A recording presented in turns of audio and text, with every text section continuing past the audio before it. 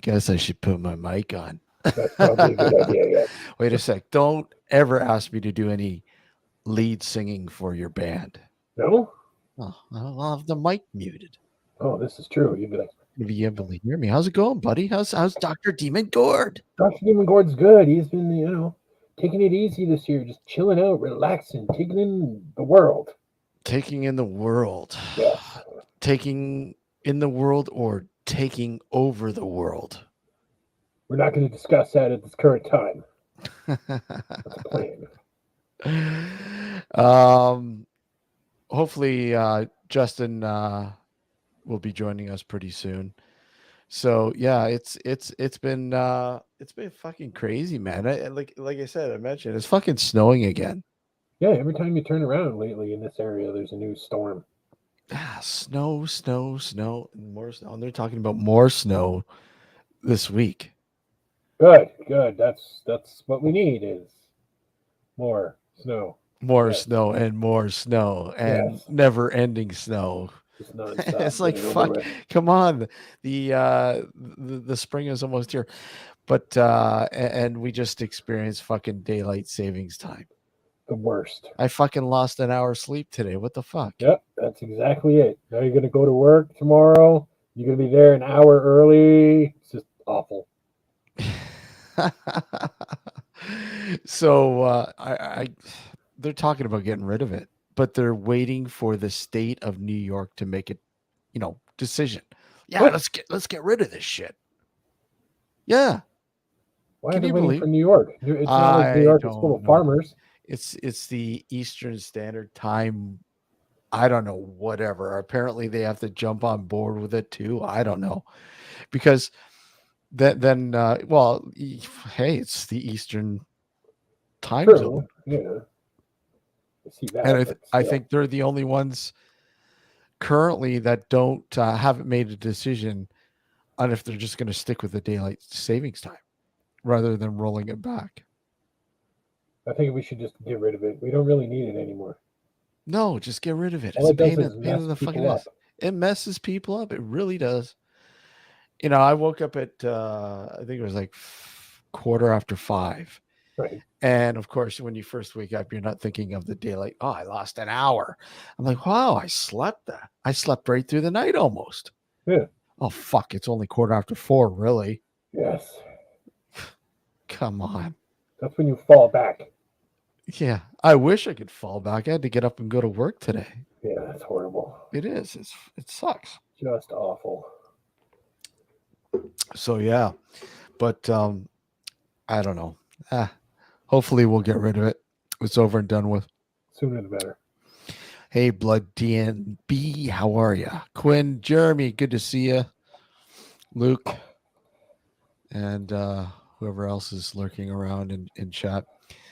We didn't do a normal, 9 to 11 show. Alex is dealing with some issues there that we're gonna have to. We're not necessarily taking a hiatus, but we're just taking it easy with the planned shows, and we're doing the the good old late night shows.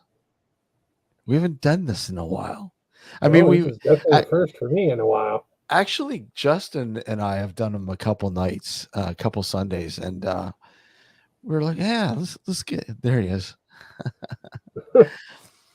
You're in chat. Pick up the link. It's in your messenger there, Mr. Justin Velrio. Click it and join us. Yeah. So you're drinking a Scotch ale. I am. Decided to go with something different. And you know what sucks? Was it actually like aged in a Scotch barrel? That would depend on what they put on the can.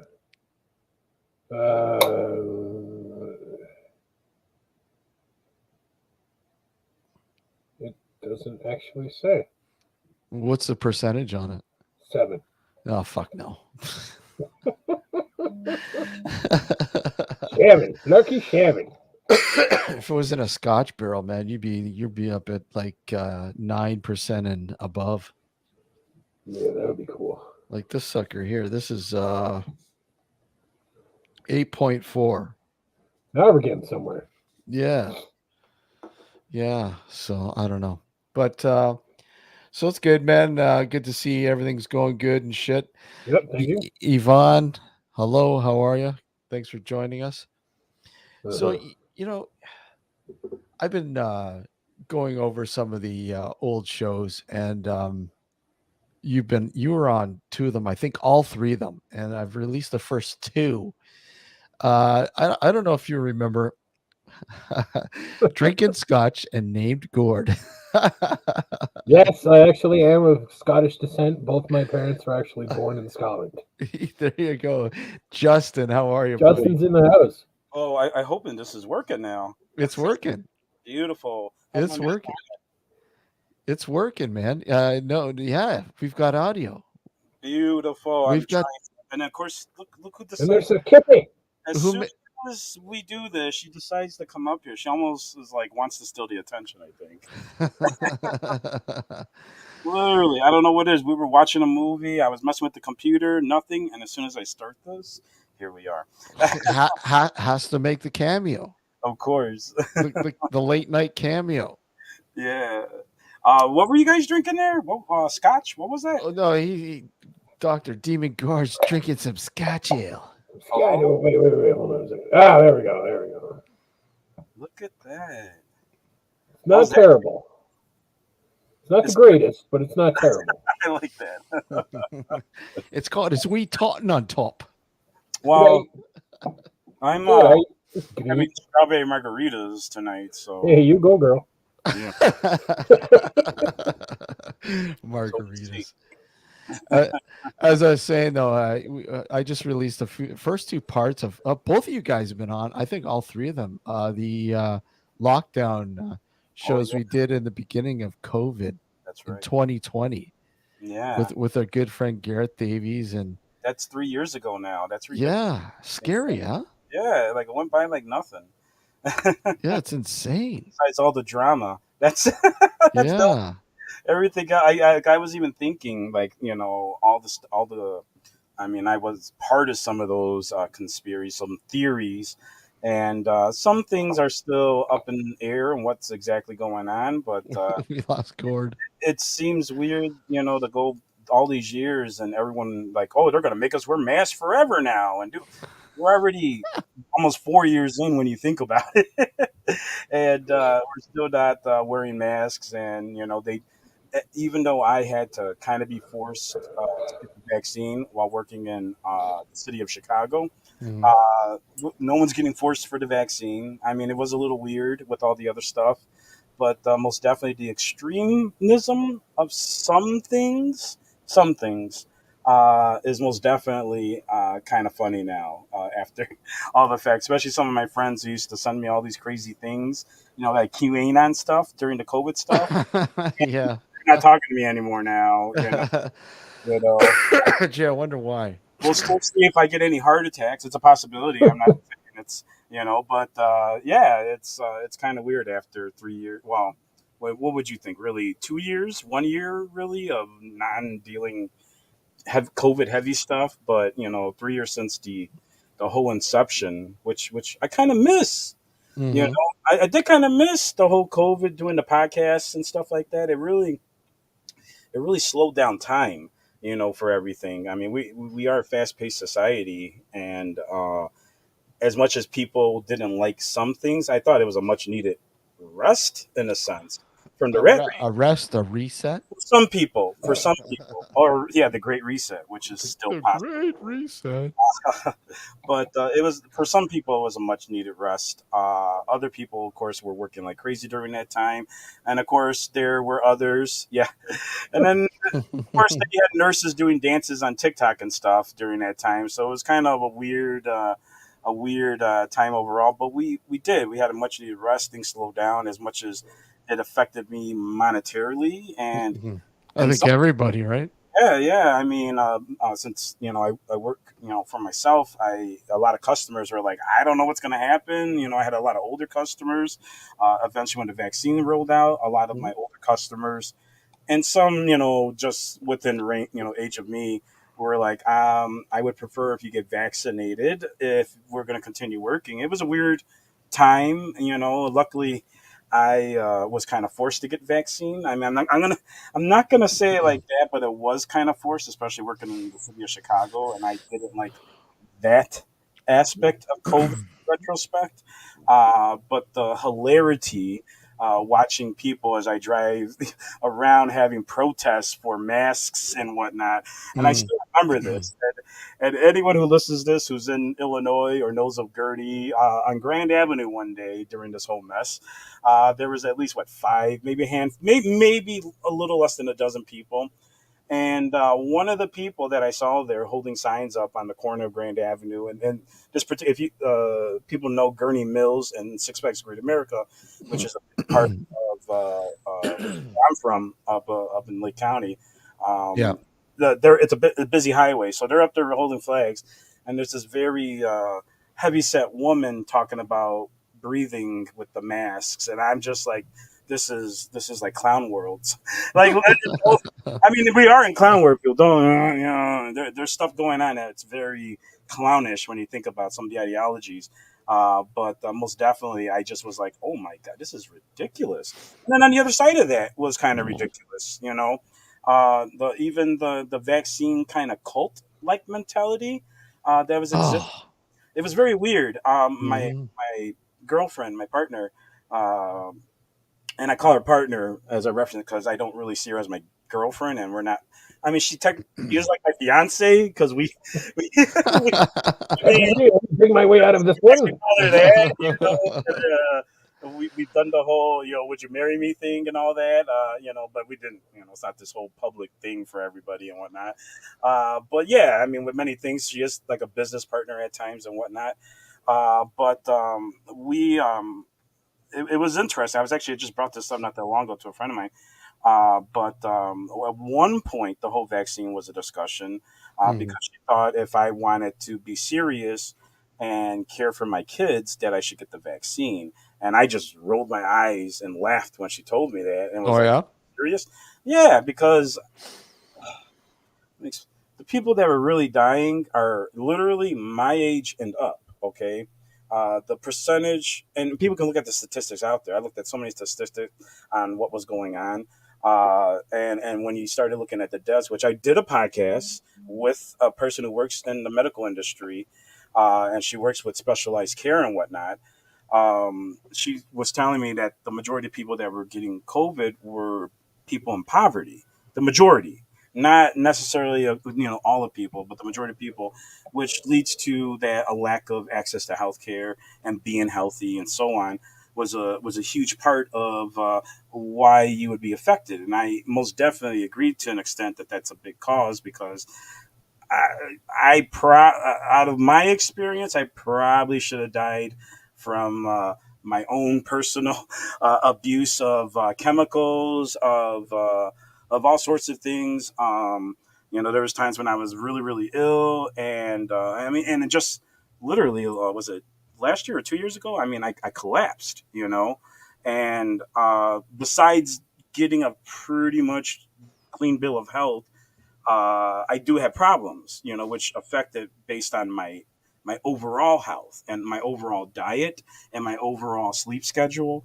and so on. It was very eye opening to realize some of the issues that I was experiencing was making me unhealthy. Was really stress was a huge part of it. So when you have people who are in a high stressful environment, and I may be an exception, sometimes I claim to be Wolverine because I literally there's things that happen to me that would otherwise other people wouldn't deal with. I mean, I've been burned. Look at me, my pain. My pain level is so high. The stories. There's a mark here. I literally was set on fire before, Hmm. while doing a furnace. Yeah. I've had accidents with propane before. Like there's so many things, and for whatever reason, it be my quick thinking or maybe my body handling certain things. Maybe that's what it is. My overall health. So these things do affect. Like for not to ramble on too much about that, but I have people who are very similar in the stuff that I'm dealing with health wise. Maybe people out there might know what I'm talking about, but I have diverticulosis as well as Yeah. internal hemorrhoids and stuff. And I did have polyps. and all Oh these yeah, you were saying that. Yeah, I remember. all these things are more or less after effects of my diet and stress and overall mental health. And there was a time about a decade or so ago where I was throwing up almost every day. Okay, take ecstasy only. I take it off. I shroomed last night again, guys. Yeah, yeah, yeah. We're gonna get into that later too, I'm It wasn't sure. as crazy as the last time because I did a Oh no, so it's not worth it then? but it was still quite an experience and it was quite a story. Of course, if you follow me on social media, you might know some of the things I did run into last night while on, on an inebriate. But overall, these things were taken. I went to the doctor. They did all these tests. I was sure they should have done an endoscopy and a colonoscopy and whatnot. But they went to the doctor and said, "There's nothing wrong with you." And she says, "You know what? It's probably you're stressed." And I was like, I never thought of it that way. And but that I'm having a heart attack. I'm I having a heart. Oh wait, no, no, you're not. You're having a panic attack. literally that, You're yeah, having a panic attack. yes. Relax, You can't get a relax. heart attack from having such things, you know. Yes, And absolutely. that's a big reason why we should be able to control ourselves, you know, Hmm. when it comes to certain situations. And for me, when I knew it was bad, when I had like, panic, anxiety, I believe they're different, but they're very similar. I just felt my heart rate go up. My just all these flush of thoughts were flowing through my head, and it was related to work and the things I was dealing with in life. You know, and people, you know, you don't notice that all the time, but again, it's depending on how you manage yourself. You know, most definitely, I've had my downfalls. But long story short, and a whole other podcast to explain any of the bullshit I just said. Uh, the thing is, your own personal health takes an effect with what's happening with COVID. You know, I Well, yeah. it's a huge part. So when my girlfriend said that, kids, nothing was happening to children, and yes, there were some cases which were very little, but nothing was totally happening to children. They had actually a higher chance of surviving than someone my age or our age, which we have handfuls of examples of that being the case, and mostly males to be exact. And that which is very scary, you know, and something to think about. Why are males being affected by this virus as well as dun dun dun the vaccine? To be honest with you, there are studies of these things out there. They're not popular, and people don't want to hear it, but those things are on there. I had an experience taking the vaccine, and people who were totally with me or who were when I brought these things up belittled me about my experience or like, well, that was your experience. I was like, well, I had a friend who's from Ohio who thought he was having a heart attack. The doctors thought he was having a heart attack. It was just a reaction from the vaccine after they found out that he took the vaccine. Well, Uh, it's funny. I Mayo, uploaded I Mayo. up I uploaded the second part to that show, Mhm. what started all this. But anyway, somebody wrote a comment in the show in the comment saying, Has COVID come back to Canada, Steve?" Ah, Wow.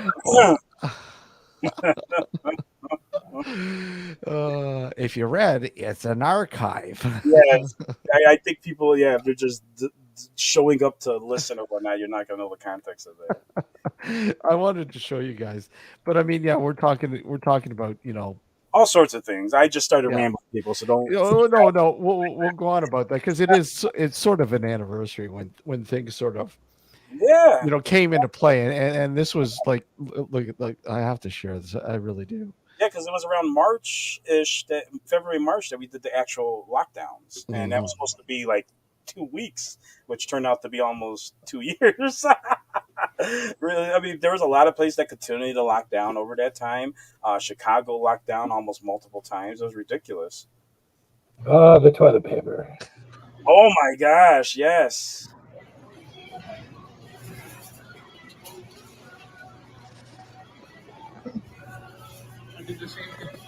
I remember that. Talking about mental issues. Yeah, Jesus Christ. Talking about mental And issues. that's still, and the funny part, that's still happening. Okay, to be honest with you, that's still happening. There are shelves empty and I go to stores and there's not all things stocked there. Well, okay. So look, this You know is what one. it is, but Well, yes. we know what it is. I mean, people, the hoarding caused a strain on the system, Hmm. supplies, blah blah blah, and a lot of these places now, and with the inflation issue, people like when something's on sale, they're gonna hoard the shit out of it because, well, I gotta get it now because it's gonna go up even more. Yeah.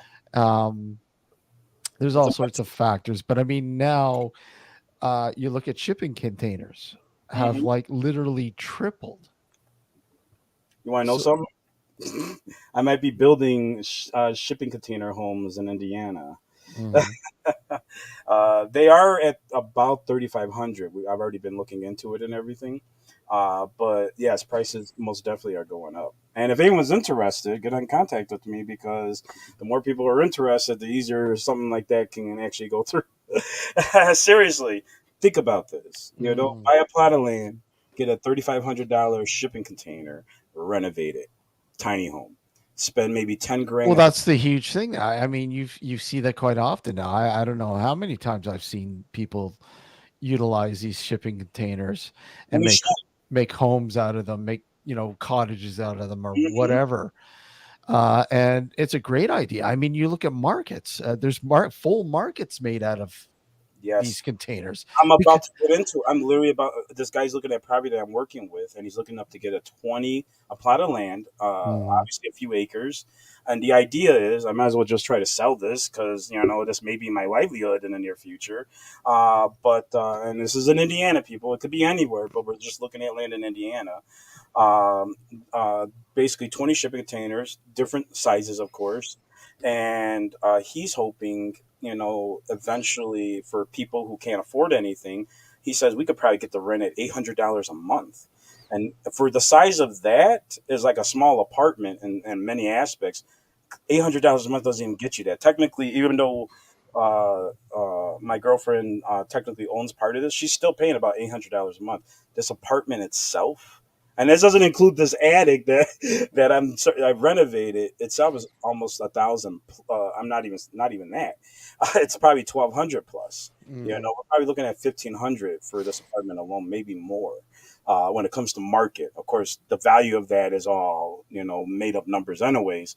But when it comes to the market itself, she could literally, the parents could rent to other people and make a huge profit, given the Chicago market, given it. Not that the area is great, but the area itself, you can get away with it. I mean, it's how this whole apartment building cost, I think, like $65,000, 50 something years, 60 years ago or whatever. Now it's worth probably 400,000.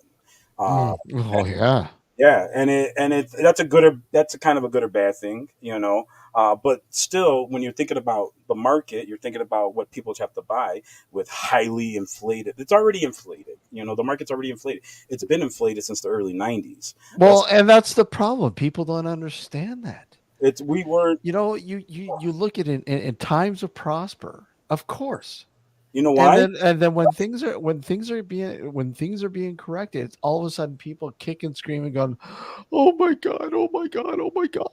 You know what? Fucking prepare for this shit because it happens. What happens, and but we as a society can prepare better. Oh, The, well, yeah. the problem is though we're young. I'm 40 and I'm telling you shit. I barely understand economics and everything, but I can tell you my experience growing up. You Mhm, know, in the me being what I do, I should be making triple what I do already. But mhm, throw me back 30 years ago, doing what I do, I would be. That's the problem. Now the problem is the population has grown. I'm not the mhm, only HVAC tech, nor are not the same 10 companies in the area. You got many people doing it. Things need to change most definitely to adapt to that. But in the sense of, let's say, housing, in a sense, it it's banks and mhm, politicians. And just so people understand, this whole housing market crap is only something that was created in the last 30, 40, it's 40 years, roughly. Okay. I can pinpoint it right now. And whoever's smarter than me can probably figure out what I'm saying. It happened during Reagan's time. I remember what was going on. Reagan sold everything up to the bankers. Okay, this is not conspiracy theorist stuff. Just follow the money. Eventually, we put it up. We had a surplus during Clinton's time. Why? He sold our debt to China. We didn't do good. We just sold ourselves away for cheaper products. Well, you look at Well, I'm what getting is it? cheaper. What it was it China and Saudi Arabia that holds some of the they bought up a lot of the U.S.'s debt.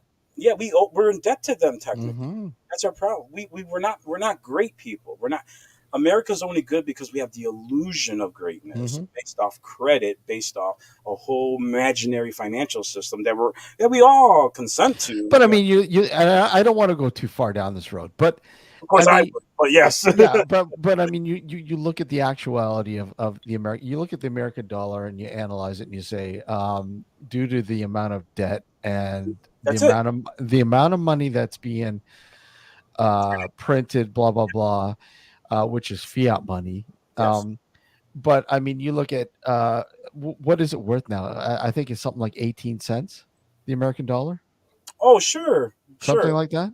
Yeah, we're I could be wrong. I don't know, but I'm guesstimating here on that. yes, because it's saturated like everything Mm, else is in our lives. Seriously, but on the point of housing, yes, this is a fairly recent issue. Again, if I was in maybe the mid '80s, which is not a great time for everybody, to be honest with you, if you were middle class and had a locked in job, it was because that's when 401ks became popular. Why? Because they opened it up to the bankers to invest in that and to sell that and to continue to do that. And that's what they did with Social Security.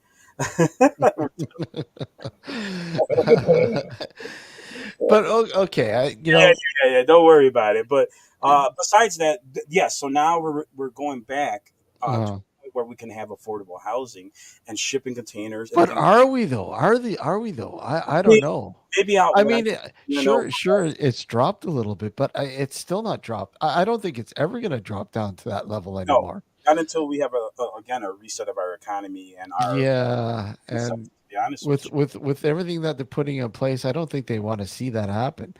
With well, you guys raised your interest rate again. you, of course, I of course. mean, us, we stood pat where because our inflation seems to be dropping. Just Or bailed out another bank. People having I just posted that just yesterday. The Silicon Valley Bank, which has been in oh yeah, that's right. the government just bailed that out. So if they bailed that out, which is of course the American people's money, that Mhm. means which is not really, to be honest with you, it's my grandchildren's money, to be honest. Uh, just buy a pair of thongs. I mean, we were just wearing loincloths before, I don't have to wear my tool shirt, Uh, hoodie, and I don't have to have all this crap. It's just I got something exciting. caught in my teeth. But yeah, I mean, we did live much simpler. Even I was talking with this lady, she's from the '50s, and she was talking about the way things were, and I was telling her, I was like, no, that was during that time, but 100 years before that, there wasn't this whole 50 nuclear family thing. Women were out in the field with the men. Women were hunting just 100 years before that. Hmm. There's a whole different what people were like romanticizing of the 50s and so on is just a recent evolution in society in a sense. It's nothing that's new actually, and Well, much more standing in society is kind of in a sense self-evident, but it's basically being self-sufficient, which just like I'm growing food. Well, I'm not, not food. It's enough, maybe to get by when it fully gets out there for like a month. But I'm growing tomatoes and stuff like that. In behind this wall here, we used to do that on our daily basis. Even now, half my day, besides just getting up and knowing that I got to do the regular stuff and then clock into the job so I can get paid, I come home and I'm tending to my farm essentially, yeah. taking care of this thing here and the rest of her family. I got tarantulas, I got plants, I got kids. That's what really life is about. And then here you are after the age of the industrial age, and shit's got worse. Yeah, yeah, yeah, yeah. We got light bulbs and stuff, but no one's happy, to an extent. It's Well, interesting when you think about it in that sense. And of course, again, anyone out there, cut me off or whatever because I could keep going on. But yeah, I know. Okay, well, we all yeah. Let's get into something a little different because we only have Dr. Demon Gord for the first hour, yes, anyways. yes, But Yes, yes. one question, talking about this still, um, before COVID, our views on demons was really the non-existent. But one thing that this pandemic or plandemic or yeah, shamdemic or whoever wants to call it whatever, but definitely, yeah. I kind of think that we saw the birth of real demons. We really did. I really do believe there was demons among us during this fucking period. I mean, I've never seen. The selfishness and everything. Oh my Yeah. god! You talk about what a demon is all about. Hmm. Humans are worse. Yeah. Yeah. Always have been. Oh sure, but I mean, it takes something like this to actually bring the best of it out. Of course, of course. It really did feel like that when it came to everything. Like it showed people's true colors. I lost friends during this time over simplest beliefs, and the funny thing is, I wasn't necessarily disagreeing with them on anything. It was just like trying to understand logic to where these things were coming from. And people literally pushing each other out. Then we had the whole George Floyd thing, and that just sprouted up a bunch of stuff. And then now I feel we're at such a schism because of this. Since then, not because of it, I should say. It's innate in us. It really Mhm. is innate in us. But these things do test that give ourselves a pressure test, on what's going on in society. And it should open up our eyes, really. I mean, again, just now after seeing all this and understanding, more so and having kids, and not even that. I've always felt like this. I want to get away. I really do. Just want to kind of get away from society, in that same sense, because it is kind of demonic. We're living in the age of Antichrist. If you look at it in certain aspects, that's in some sense. Even though I'm not religious, we do need some kind of collective higher power to kind of keep us informed. Otherwise, you get what we see out here, where we got the, you know they them craziness of that, religious fanatics on the height of everything now, and then the opposite spectrum, everything's on the height, and it Mhm. really has brought out like the demonic side to us in both those and many of those ideologies. And maybe it's just inevitable. I mean, I don't know. That's what the question is. Are we just Well, eventually well, on to this point, let me ask you guys, and starting with Gord. I mean, why demons? Why are these things even a thought in in literature and whatever else? I mean, with the presence, they're apparently there. They're apparently a real thing. But I mean, why? I mean, I always said, it had a lot to do with, a control mechanism. Yes, wholeheartedly. My view is that they were created in literature as to feed the fear. So when religion was coming up through humanity, we weren't that intelligent. We didn't understand how most of the world worked. Hmm. So anything we didn't understand was dark and scary. So Yeah. the church herded us in, and if you come to us, we'll protect you from these guys. And then COVID was pretty much the same thing because you had a mass fear across the world, Hmm. and you had those select individuals that would take advantage of that fear on top of other people. So it's the same behavior, just different characters in your show. Mm, yeah, absolutely. Justin? I mean, I kind of agree. I agree with that for the most part. It's still the same aspects innately. And it's just like I said before. It might be just part of our nature that these things come out. I mean, we're technically primitive up until probably 400 years ago when you think about it. Uh, j- on the demon point. and I think I brought this up before, but I think it was like the 1850s is when our dental started changing, where they actually believed our bad breath and all these things were demons.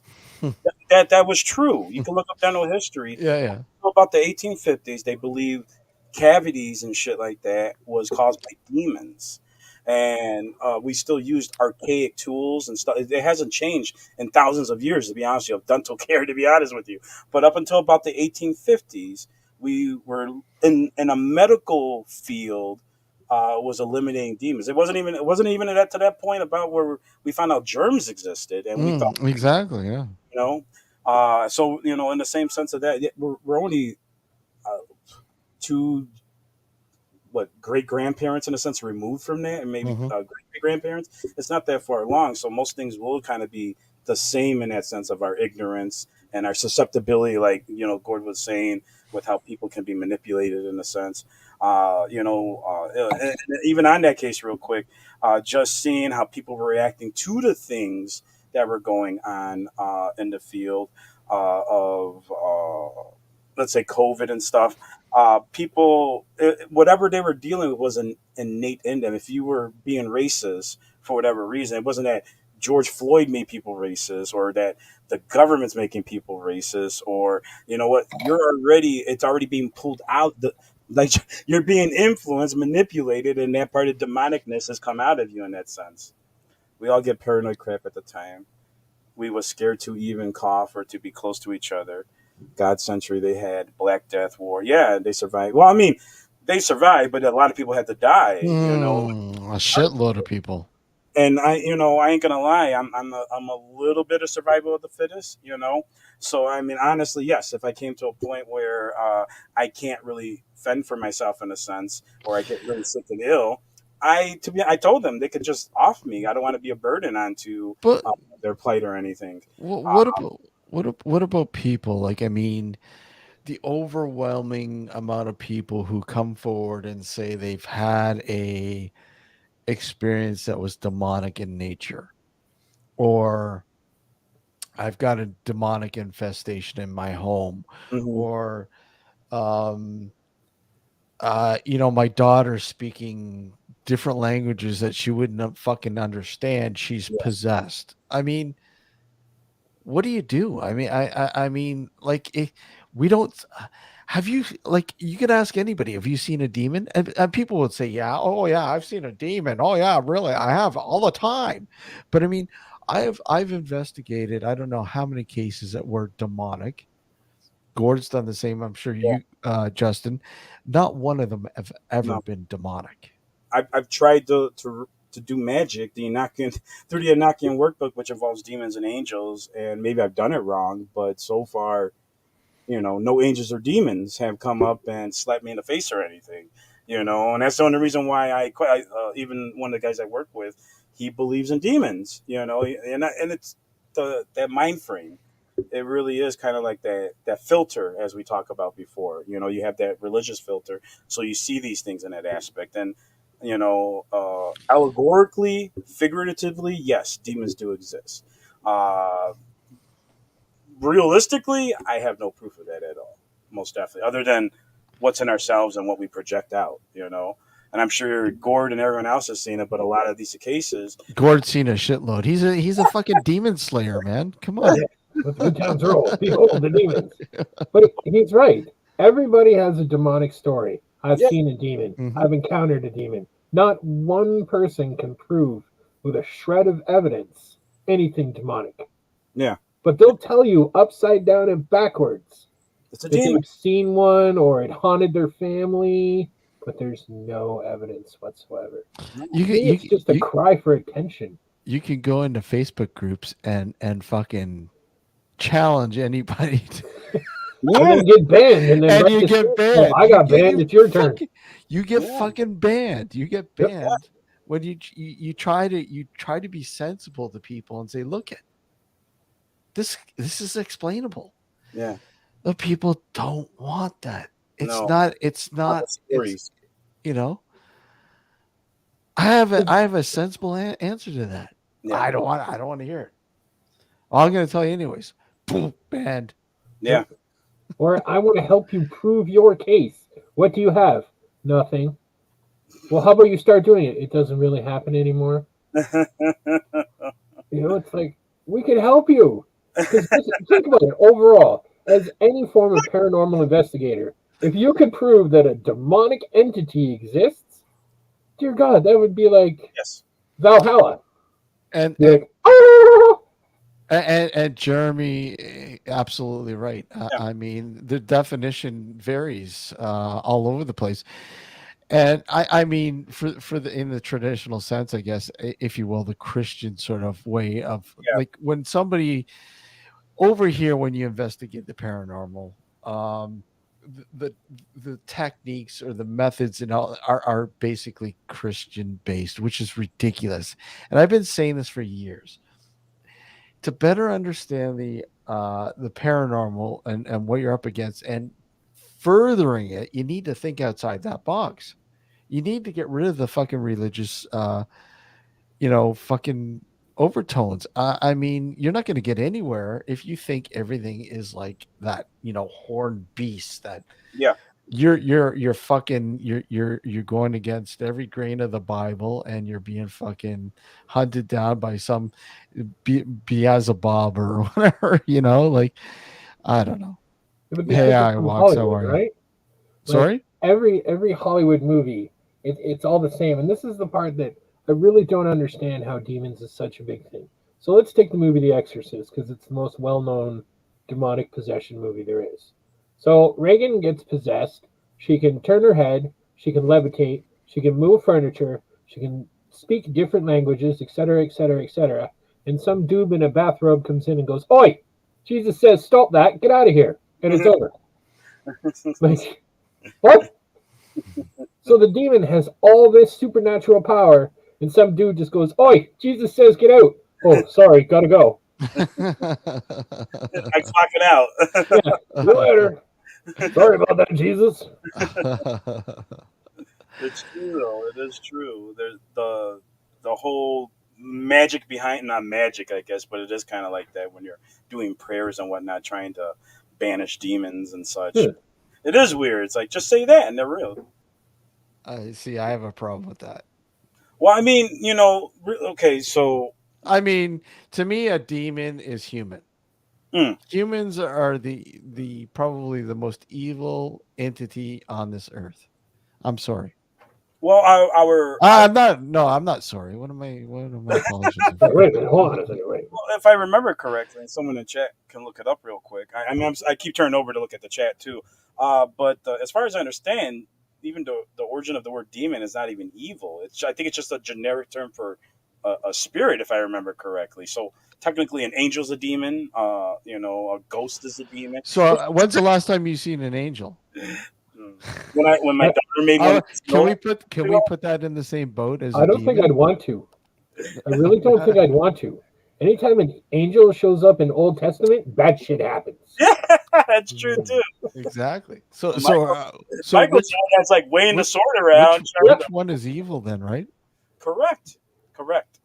And even if that's the case, it's really the ignorant. Like again, like Dr. Gore was saying, it's people who are easily susceptible to it. Because me being involved in religious circles, Hmm. I was going to be a youth pastor a long time ago, and what I noticed is just the mind frame of people, how just Hmm. that overall changes everything. But they also validate these things, like a positive reinforcement of all these things. So basically, basically, it is all in the mind when you're looking at this and dealing with people and how they perceive everything that's going on. And it's just really just sad that people literally make themselves so. So the point is, what I'm trying to get to is when you actually read the Bible or understand the history, or even in some sense the etymology of these words and whatnot, those things kind of way ahead. I think someone said, when you were thinking of demons, it's they're all around or whatever, and it was true. Growing up religious, I thought demons and angels were deciding things for me, and that's just another way to give ourselves our agency in that sense. But at the very least, when you look at things in a more philosophical sense, you shouldn't even be afraid of demons Hmm. because at the very least it's all God's plan. If you truly believe in the Bible, it's all God's. He knows what's up. Who cares about free will and our Yeah. choices and everything? As far as I remember, and people, again, someone in the channel who remembers the Bible, I'm not. I haven't read that thing in years, and I get in half the passages I used to know. I have to like, where's the file cabinet at? But the devil, which is technically, there's multiple devils. Hmm. Satan's one of them, and when you look into the Jewish origins of everything, Wait a sec here. This is when we need Jeremy here, because I'll tell you right now, man, don't get into that because he'll probably correct you. well, that's oh yeah, correct me, but And look at the Dr. Demon Gord has already switched teams. Fucking look at this guy. What? Your name, Dr. Derman? Dr. Angel Gord. What the fuck's up with that? What? he's got a face of an angel. What the? I didn't even notice that. I'm like, wait, what are you talking about? And I'm looking at the chat. Oh, it makes me sound more Italian. Yeah, yo, Dr. Angel. Dr. He's the Angelo. angel, and this is my little demon right here. There you go. To the death. But no matter what, the devil, Satan, anything evil has to come from God in the first place. Yeah. Isaiah 45:7, which is always something I go back to, is God says, I forget who he was talking to. What was the point? Again, someone who remembers all this knows it. But he says, I am creator, I am destroyer, I am evil, I am good, I, God, am all these things. And if he is the creator, Jewish, the Abrahamic, whatever, it doesn't, any God, then that came from them. If magic exists, it came from God. No matter what, he created reality. Sorry, my little demon. He's like, it came Son of a. yeah, it came from God. No matter what, he created it. He, she, it, they, them. They created everything. So no matter who is evil, it is innately within us and innately in God. And that's just something that people have to look at philosophically when these. Otherwise, we're just pointing fingers as the devil made me do it, which in some cases is the case of what people literally give up their agency. And at the same time, giving up your agency makes you susceptible to even ideas of demons and angels and so on. I'm not saying they don't exist. I don't have proof they exist. Okay, so like Yvonne's saying, good and evil. I get that, but I mean, you have to understand that good to others is evil Yes. to others. I mean, Yes. There's no clear definition to everyone about good and evil. Yes. And a demon, if you will, is generically thought as being evil. Yes. And an angel is generically thought as being good. But to others, it's the other way around. So I guess it depends on who you are and how you see things. Well, even in other spiritual beliefs, the whole good and evil thing is an understanding that there is a balance to that. In Christianity, there is no balance. God is going to win a battle that he created in the first place. That's the funny. He created it in the first place. It's even telling the Bible, God's going to win. Devil's going to do his thing. It's already damned us in the Bible in a sense. And God created everything. Sure, we can go on that it's a lesson that we all got to learn and whatnot, or maybe a demon has to torture me and take my innards out for me to understand the great spiritual understanding of the universe. Leave it to Justin to get into something gory. My innards out. That's a nice picture. You're perking Gord's ears here on this. Yeah, go on. Gore? Where? It sounds like lyrics I've written. If hell exists, okay, and demons exist, then they are just as real as you and I, which means that we all have a footprint in the universe, okay? To get a little funny here, if that all exists, and let's say there's levels and agencies, and I can come and be a demon, why not? I would go up the ranks. Heck, if Spawn exists, I hope people out there understand. Spawn. Yeah. I would totally be a hell Spawn for the devil. Like, it would be totally cool. Even though, I mean, there's some good in looking. But that's the thing. That's, okay, we're talking about Spawn here. Oh, we're making this guy look cool so everyone would love him. Evil is cool. you know, I mean, he was and he was battling his own demons in a sense. hmm Yeah, he was, you know. But in I think what attracted me to Spawn too was the religious aspect of me and him in this battle of understanding that, which we were just saying that when you look at the overall story of the battle with angels and demons, there's literally a gray area there. Who's hmm really the evil ones, you know? And it really does come down to that. And even though it gets a little crazy, that Spawn, that character, goes through those religious and philosophical undertones with gut and blood, blood and guts. You know, mm. a demon and angel is the same. Yeah, Oh, well, yeah, sorry, they're sorry. Yeah. angels. Yeah, sorry. Same type of entity. The only difference is yes, the team the entity is on. Correct. It was the fallen angels who decided to want to come with Satan after the battle with Michael, if I remember correctly. Yeah. Well, Michael was like the general or whatever, but after that The battle, general, yeah. yeah, yeah, you know, and it's true. They were angels. They weren't necessarily wrong. You know, even Satan wasn't technically wrong. I mean, as much as much as I enjoy life and I enjoy my consciousness and I hmm enjoy my free will, I guess, Satan's not wrong. Why put all this effort on us when half the time everyone's just jerking off in the corner and you know stuff. You And said you wouldn't say anything. Yeah, he did. Well, look at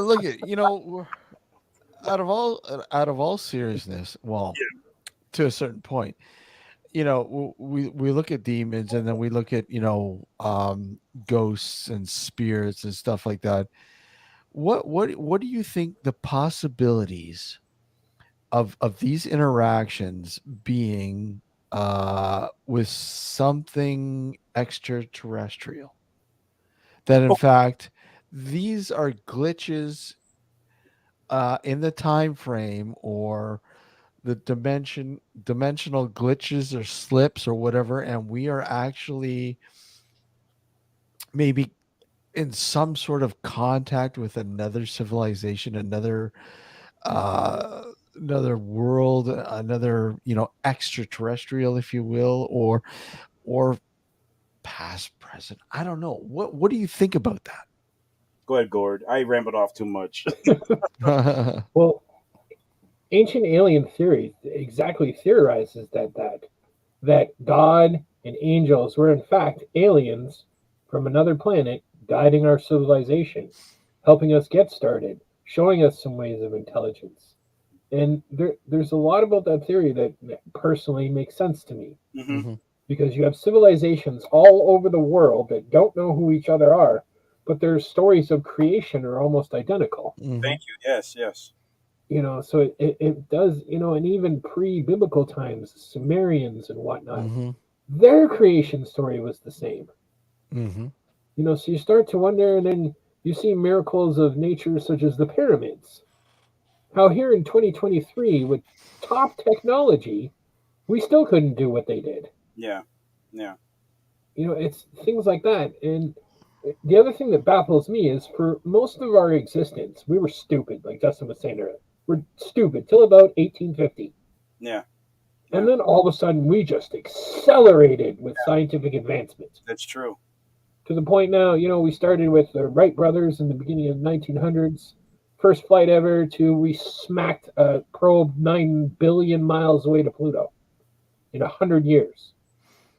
But for those thousands of years, we were throwing sticks, rocks, and stabbing each other Yeah, with pointy things. yeah, yeah. Literally fighting over. Well, I mean, we're still fighting over menial stuff, but Yeah, at that time, Sure. we were still that's just trying to, exactly it.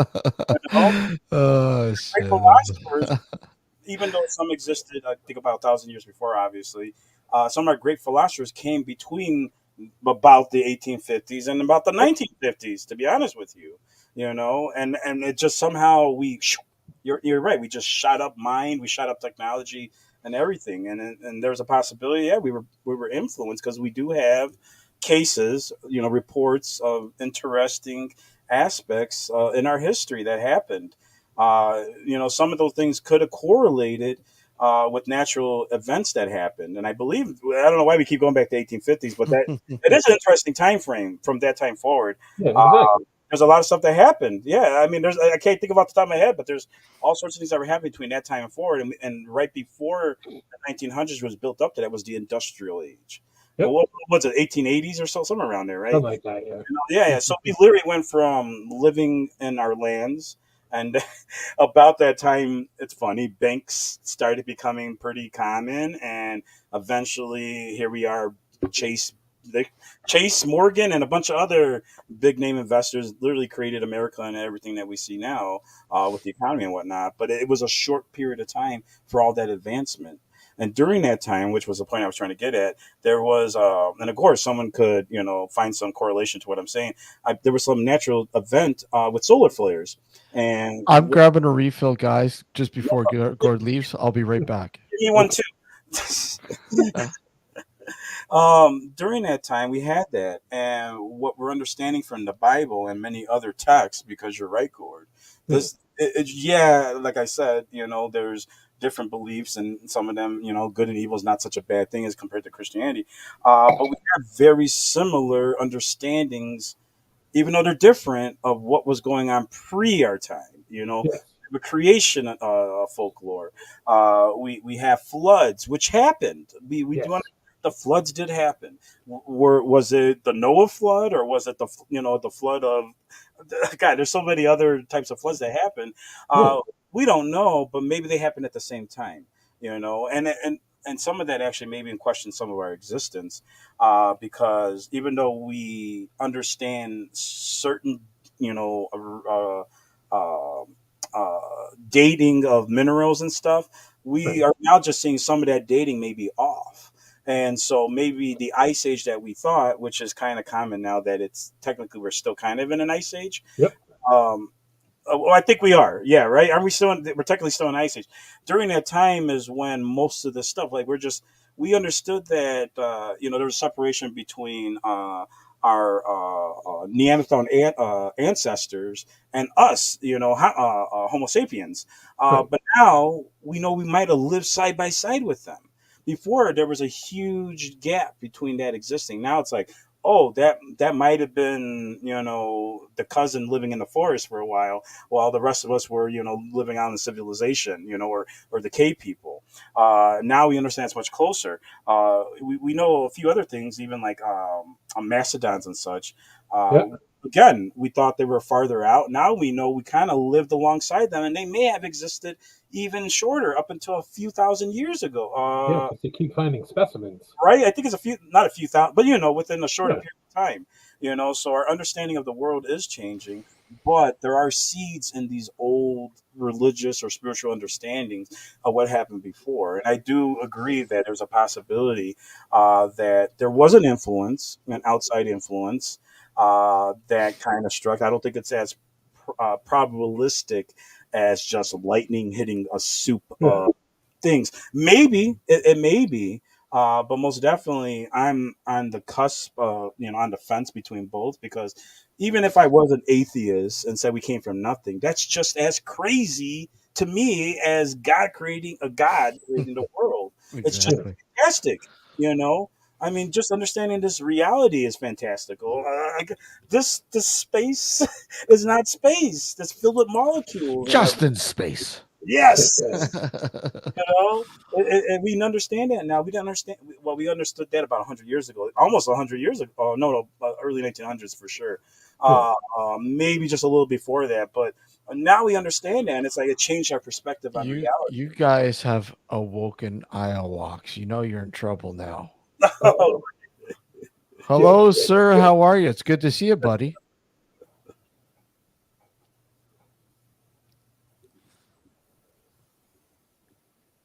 No, yeah, you're muted. I like that painting in the background there, or whatever that is. Nope, can't hear you. All right. So while he's getting fixed up, I will bid thee all good nights. All right, Dr. Demon Gord, good to see you, Yeah, Lord. buddy. Been a slice. We'll have to do it again sometime. And get back to me if you're interested in the Comic Con. Yeah, I will definitely let you know. All right, dude. Take care. All right, guys. Have a good one. Take You care. too, Lord. Um, Iowalks is I don't know. He brought in this really cool bottle. He was talking about it, and maybe we can get him to talk about it again. Oh, I remember Do you remember seeing that a couple weeks ago. Yeah, yeah, yeah, a yeah, few weeks ago? yeah. He'll get his. I think we've revved him up. It's always good to rev him up and have him on the show. Rub them up. No, rev him up. Oh, that's Rub like the him up. same thing. It's like the same Gord, an angel. That's funny. Yeah, thing. but yeah.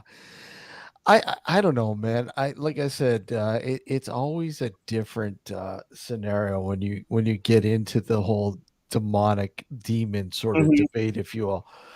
And again, like I said, my sort of experience with them um, is like traditionally in the sort of Christian element, I suppose. mhm, I've never really had an interaction. I don't think I've ever had one, even though it's been, hey, look it, um, this is going on, this is what's happening, and I can only say it's demonic. In fact, I there was one case that I had to refer to Gord. mhm. I mean, Gord, I can't do this case. It's closer to you. Do you guys want to do it? He's like, yeah, yeah, yeah, we'll pick it up. They went out and did it, and they just I said how'd it go, and he could do nothing but shake his head. It just why? Yeah, well, I mean, I mean, there's people out there who even take advantage of that. Like the case the people threw one on me, and they're like, I had to drive. I think it was 5 hours in Wisconsin, north of Wisconsin, and they had a demon guy on there, and said that there's demons that are bothering them and everything. And I go there and nothing was There we happening. go. Yes, we hear you. hey, how are you? We can hear you now, man. It's not playing through the speaker now. We Huh. can hear you. Okay. Hold on one second. Okay.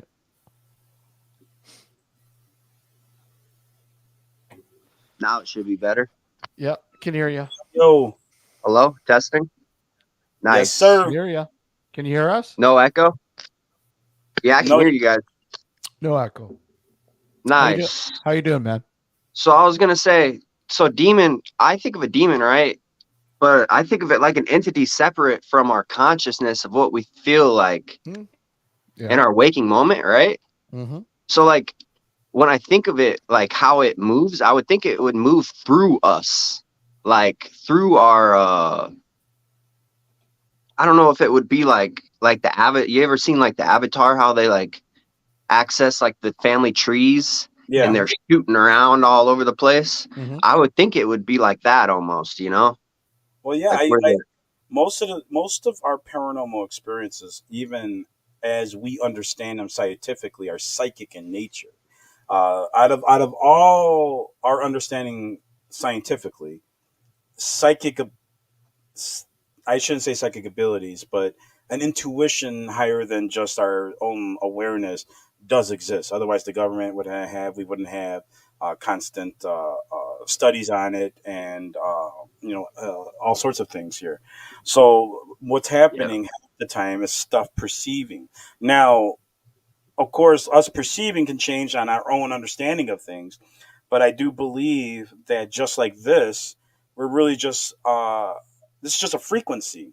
Me talking to you is a frequency. This is a body. This is my radio. I'm a radio, and my consciousness or my soul is a frequency. So it makes sense that, let's say, something that doesn't exist within this realm, and if realms do exist beyond this that are inhabited by beings, that the only way they can access it is through our mind, and our mind, or our mind's eye, in that sense. That's the only way. Otherwise, which is possible, if things were coming through from nowhere, we would have to have a certain interaction within this reality.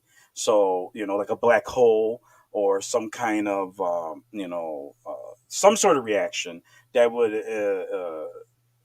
would say that something's entering this realm, this what we exist in. Otherwise, the only thing where we're seeing this and with just like anyone who's susceptible to it is in our minds. Now, that doesn't say none of those things exist. It's just that I do believe most of the things that we are experiencing is through even alien abductions is possibly just a psychic experience Mm-hmm. that we're having, or somehow Yeah, we're tuned into the exactly. frequency. Yeah. You believe that too? Even like orbs too, something in your vision, because I've had an experience, right? I was like similar to a heart attack, and when I hit the ground, before I hit the ground, the everything was changed. Like the Hmm. world wasn't the same. Like before my eyes closed, I could imagine like a little mini version of what I had. It would trip me out. It would absolutely trip me out. Okay, the world deconstruct like some DMT in front of me, and I see like a little black thing in my vision, and I'm like getting pulled toward like you know what I'm saying? You're starting to you're and with all the sci-fi stuff fed to us, you're gonna shoot towards alien. Yeah, I mean, Definitely. that's the only way I can see any of that working. And the only reason why I even assume that is is my experience on inebriants, because I do feel taking certain things lowers our filters of what's going on and opens us up to certain things. And my experiences even of recently have shown me that we can get lost in our minds, which could be just as real as us existing in the now. Oh Uh, yeah. and am I somewhere else? I can't say that, but I can say that there's times it felt like that, that I entered some sort of frequent, like another channel, like I tuned in to another channel. But Yeah, they most say definitely, like the path to creativity takes you, what is it? It's a quote, it's a famous quote, takes you to down the road of madness, and some don't make it, look at some all don't make it back. look at all this stuff behind me. Yeah, That Yeah. exactly. You're says, talking to the madness himself. it is, I right now, right here on the side, this is all I do is just create things. So, Even so let me say on a generalization with demons as a whole. Do you think that maybe many people are not conscious to them, perhaps, and that it takes an event to sort of bring that consciousness or awareness to the forefront? I think if you perceive them, right, if you can imagine them and you start to, let's say, entertain it a little bit, stuff, it does get weird. I think it does get weird. And I believe they can access, like, I believe there's some powers that can access populations at a time, and it could Hmm. be your perception of how you're taking this, but there's like levels of like intelligence that you can perceive in a person to the point you're not even seeing that person as an original person. Like you could see someone as like you could see someone as like someone you knew, like your best friend or something, but like you can perceive them to the point where they're no longer that person. So I of think course, like it just, I don't know, it gets tricky. Hey, Jeremy, how are you? Hey everybody. Good, what's good to going see on? you. Good to see you, buddy. It got quiet all of a sudden. That's Yeah. easy. Howdy howdy. I think he's just I'm actually enjoying that bookshelf in the back, to be honest with you. yeah. I like the comment that you made there, Iowax. The we're talking about populations at a time. I like that. That's intriguing. Very intriguing. The fact that and it's so true. I mean, it's quite possible. Like mass, sort of a mass, sort of not cleansing, but a mass sort of realization, if you will. Yeah. So that's really cool. I like that. I really like I that. had an awakening kind of in Denver, Colorado. I've never gone to a big city, but I realized like how different it is there than like a small town where I'm from. Of Hmm. course. Like the way people interact with each other. And like I was meeting people like crazy. People were walking by and I realized like it was its own little matrix. Hmm.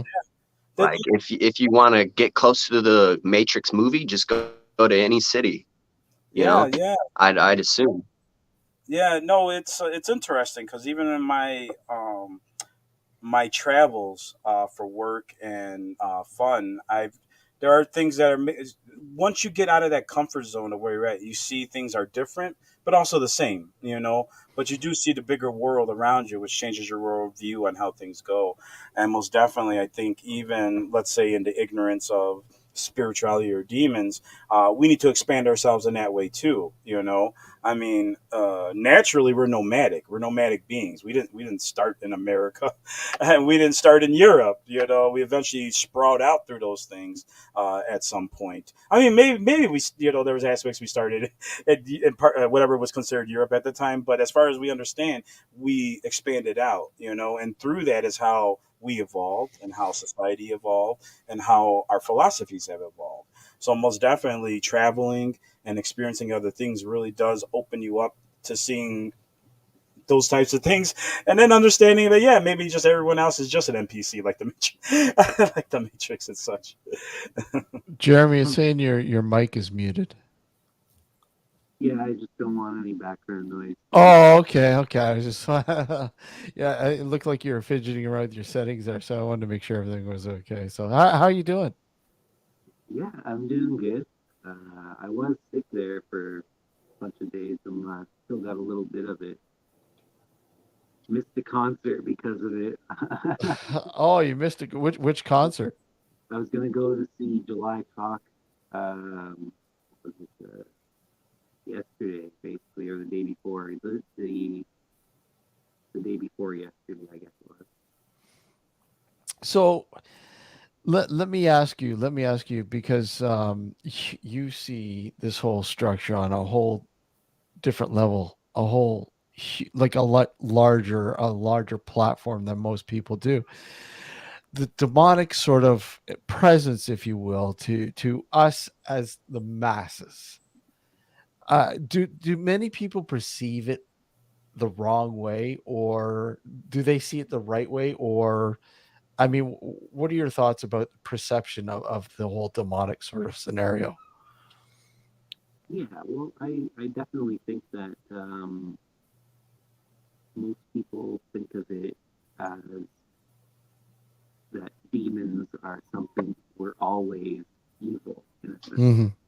That they're these quintessentially evil entities that just always were that way, and that's how they were made in a sense, right? But the story goes that they were angels, that they were part of God's crew to begin with, right? Hmm. And then decided that there was something not right, and they rebelled for their own reasons. They each of them had their own reasons, I presume, and then joined a different team, right?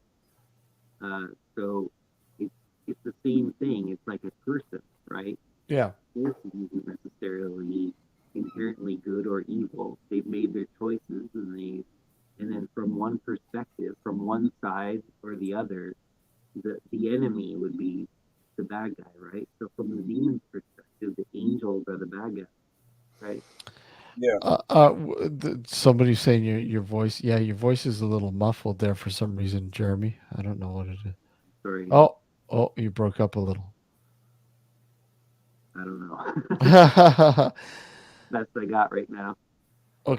go ahead. Sorry, just pointing it out there. Okay, hold on. Let me just hold on. Let me just check here to see on my end. Uh, I do agree with Jeremy there. That's the start of it all. Go ahead, Jeremy. I'm sorry.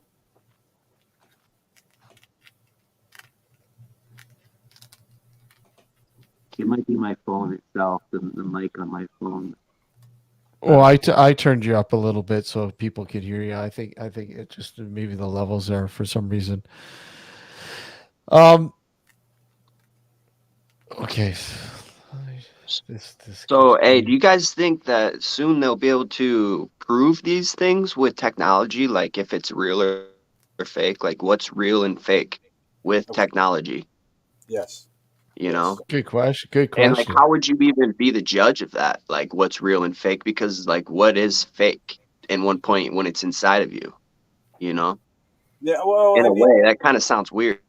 but like, We could probably do it with EEGs when it comes to that, and if we study it hard enough, we'll probably find some kind of pattern of some sort. If there, I mean, we can with multiple personalities, and maybe multiple personalities are just this aspect of a spiritual infiltration, maybe.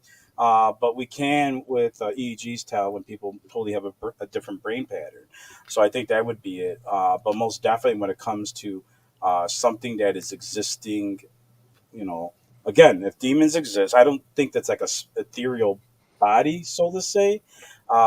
They would have to have a physical connection if they exist in reality, unless their reality they are ethereal and they can pass through and whatnot. But I believe, if anything, it is a mental connection to that. But I mean, is this one of the great mysteries that we're not supposed to solve? I Maybe. mean, that they're afraid that humans. It's like, um, humans wanting to be like godlike and getting closer to that sort of you know plateau, and it sort of harkens back to, like, well, look at again, let me ask Jeremy, are these gods, if you will, these demonic, uh I don't want to say creatures, but entities, are they extraterrestrial? Like, could they possibly have come from a much older culture, or from another planet, and came here and planted the seeds? So like a physical entity. Quite possibly. Yeah, I think that there could be a physical component. Um, Now, the thing that I wanted to address though was the idea of whether or not we're going to be able to figure out if things are true or not going forward. Hmm. Because I feel like we've already entered into what people are referring to as the post truth era. Have you heard? Okay. And I feel like it's just going to get worse with the deployment of really good AI, right? Like image generation. I produced an image using AI recently, and one of my friends online thought that it was a picture of a model, like a well human at first, until I told them, no, I generated this using AI. Wow. And and the Chat GPT is very convincingly giving answers to things that you know the answers are virtually identical to what a human would Yeah. you know Hmm. potentially, and they're just getting better. So I feel like, and deep fakes, right? Deep Yeah, fake deep fakes. Yeah. technologies are making it harder and harder to know what the truth is, and then it's making it easier and easier to put out convincing fakes for things. So I think that going forward, it might make it even harder to know what's true. Hmm. And ironically, that could allow people to believe in things that they didn't believe in before. Because, Yeah. well, if this is true, well, maybe who knows what really is true, right? No, it's true because we do have that issue already with our history alone. Like, technically, the history that we were all kind of taught is almost fairy tale like. Like, what did we learn? George Washington. What was the whole dumb thing about the cherry tree or whatever? Does anyone remember that? Hmm. Oh yeah. Yeah, I'm from the '80s, so I mean, maybe something told us then. Oh my God, from the 80s. Yeah. What was it, Jeremy? And the cherry tree was chopped down or something. Yeah. You What know. Who did this? And Abraham Lincoln said, "I cannot tell a lie. It was Yeah. me."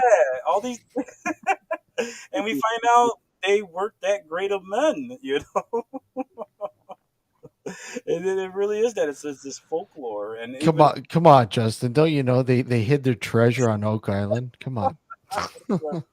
Just like our gold's not in Fort Knox. Yeah. No, Uh, it is. It's interesting because most of the history that we were taught, most of the things that we were brought up, are not what it is. Even growing up, I remember that we were this great melting pot and all these great things, and we can do these things. And now it's you see the facade of all these things just with those ideologies, but history wise. Everything else that connects to that is just as fake. And I do agree to an extent. If we were that easily fooled about our history with just papers, with books, throw in videos that we can make with just telling an AI program to make them, yeah, it's gonna get pretty interesting. Uh, though we do have enough technology to maybe to counteract some of those things, but there are still a lot of people. I mean, I still get people who send me weird videos that are obviously fake, but they believe it's real. Or maybe it is real, and I just think it's fake because I spent all my years disproving so many different things. Maybe, but the majority of people still believe in great, fantastical things.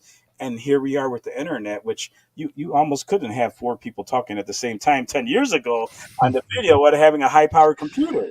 but You know? but that's the thing though, Justin. After years of analyzing so many videos and photos and True. everything else, and now you're at an age where a lot of that can be faked, and you have something that is like, hey, as is, it was, look at, this is what I recorded. What is this? Yeah. And you sit there and go, well, look at, I'm sorry, but it looks like it's been edited, Yeah. but actually hasn't. Yeah. I mean, one of the cases I refer to is the bubble boy, the bubble guy photos. Like here's these a series of photos that, wow, this guy got on a deer cam. It doesn't make sense. Hmm. Hmm. Here's this guy. It looks like he's in a complete, like like some sort of protective bubble hovering above the ground. It just, it defies all logic. Yeah. Yeah. And yet, you sit there and go, okay, what did this guy do to fake this? But Yeah. it just makes it came from somebody who was genuinely looking to explain the photos. Yeah. Yeah. He doesn't have a knowledge to fake or edit or whatever else. It just, there are people out there that are genuinely trying to explain something that they've experienced, and here many of us will set I them back and go, look at, no, it's been faked. Yeah. I think that's when it gets scary though, because like I did have a near death experience, right? So like what are you're going through major brain shifts, right? Like my Mhm. brain in my experience, like I felt home literally. Like I there was like a home effect. Like, Mhm.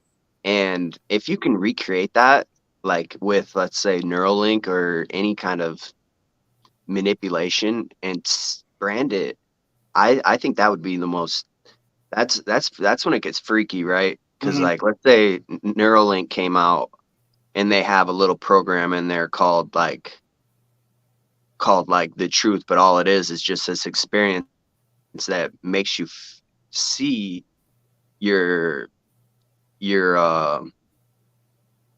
I don't know if it's yourself or it speaks to you, it will speak to you separate from you and be pretty convincing that it's not you.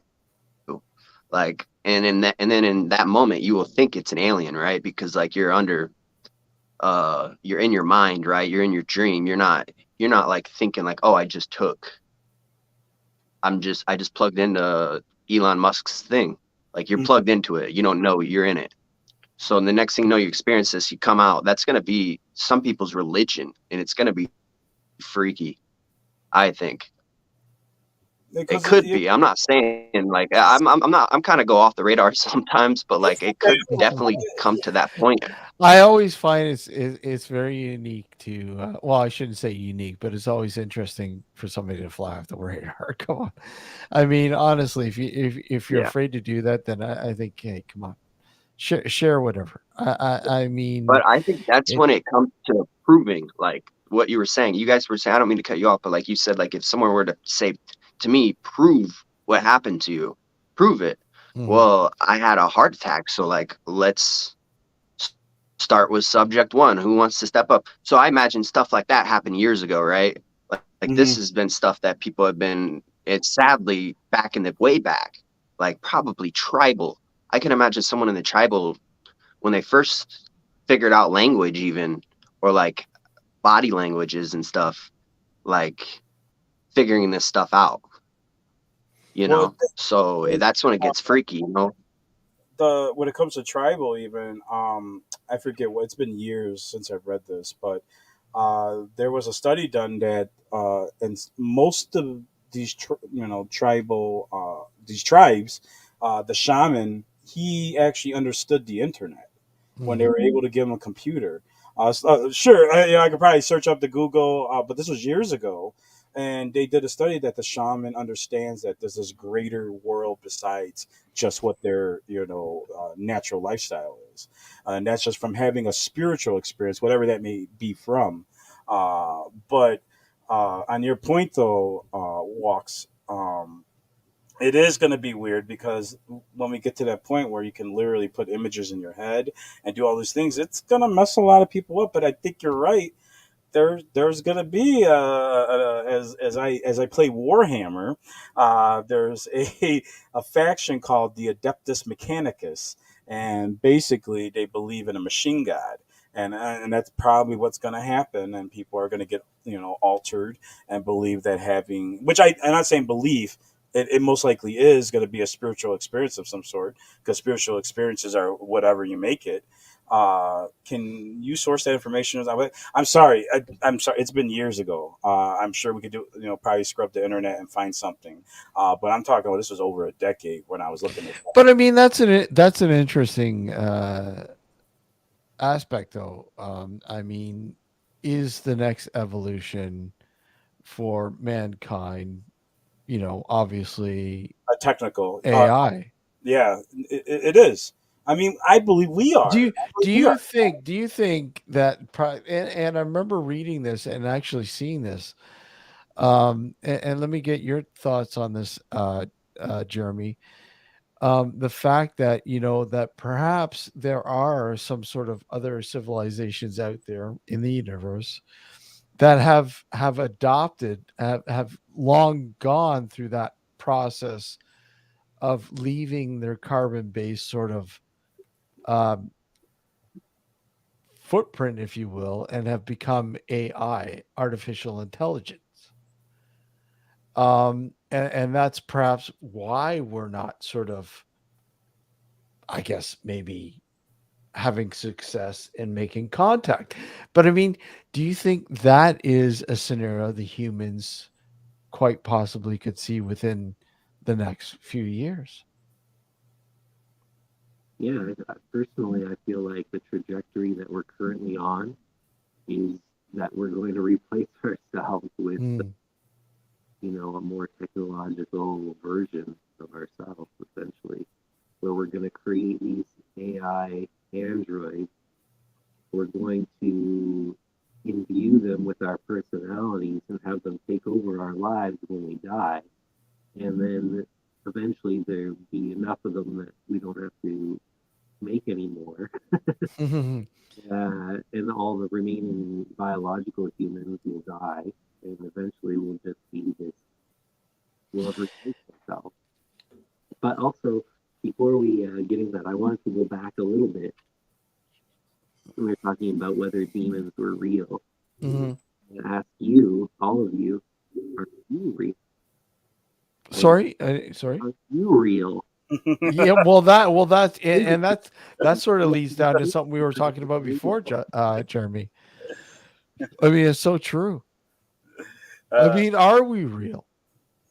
And another related question is when you're in a dream, Hmm. encounter a dream character, what's the reality level of that dream character? Yeah, You Mm. can interact with them and have a conversation, yeah. and they can respond with things that surprise you. I mean, is the con is our con okay? So let's go down that road, Jeremy. Yeah, Let's go down that road. Our us apparently right now we're conscious, but are we? Is it a reality right now, or is when we're apparently in a subconscious state the actual reality? yeah. Like I feel like when if we're having an experience, then it's an abstraction from reality. Hmm. An experience is a symbolic representation of reality. Hmm. The, cl- Yeah. the closest we are to actual reality is when we are in deep, dreamless sleep, and there's no experience generator creating a symbolic representation of data, of meaningful patterns in data, right? Like Hmm. AI. Right now, what we're experiencing right now as reality or the Hmm. experience you could think, What we assume is reality. right? All of this that we're experiencing right now, any of us, is um, a symbolic representation of the meaningful patterns within the data set that our brain is processing. So We're we're saying seeing this data set to be coming from our physical sense organs. exactly. So we're talking about our the physical tangibility, the physical our what our senses are geared to understand. And there's so much going around so much going on around us that because those filters are in place, we don't understand. And once we break those filters, that's when the reality becomes real. Hmm. Right, because we're not even experiencing the data streams coming in from our sense organs. Hmm. Like you said, filters. There's part of our brain that's going through and trying to detect the meaningful patterns in that. Yeah. Mm. When it finds something it thinks is a meaningful pattern, it renders it out symbolically and presents it to the conscious awareness as an experience, as a multi-sensory experience, right? But that's still just like a map. It's like Yeah. it's not the reality. We're getting like a heads up display almost, right? Mm. Yeah. Of a symbolic representation. So red doesn't exist. There's no such thing as red. There are frequencies. Yeah. Mm. Yeah. Brain perceives a certain bandwidth of light. We didn't know what blue was at one point, believe it or not. We The didn't. Sorry, what was that? Cultures, blue never existed before up until Mm. recent. Seriously, the yeah, color. in Japan, when they look at the lights for the traffic light, I can't remember. It's either green or blue. Yeah, blue. They call it green or something like that. Yeah, Mm. we all perceive those shades differently. You know, Yeah.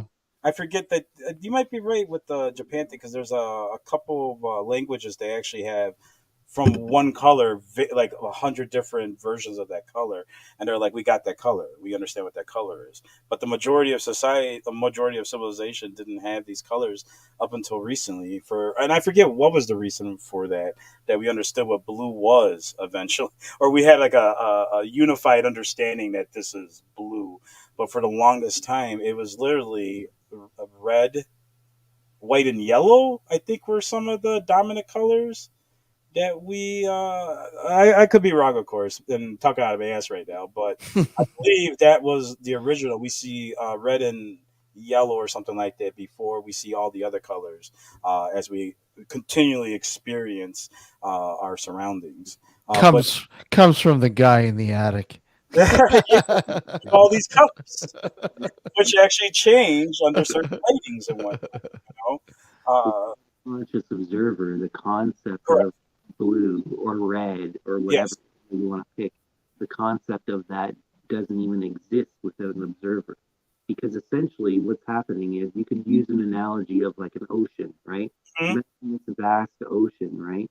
And you've got waves, and then this one wave, like certain waves, maybe a carry for a really long time. And you're like, okay, well, that's almost, I recognize that as a meaningful pattern within the ocean, that wave that's been going for like 100 years, right?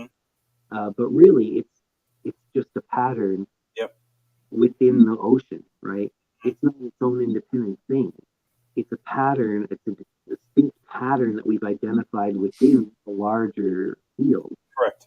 right?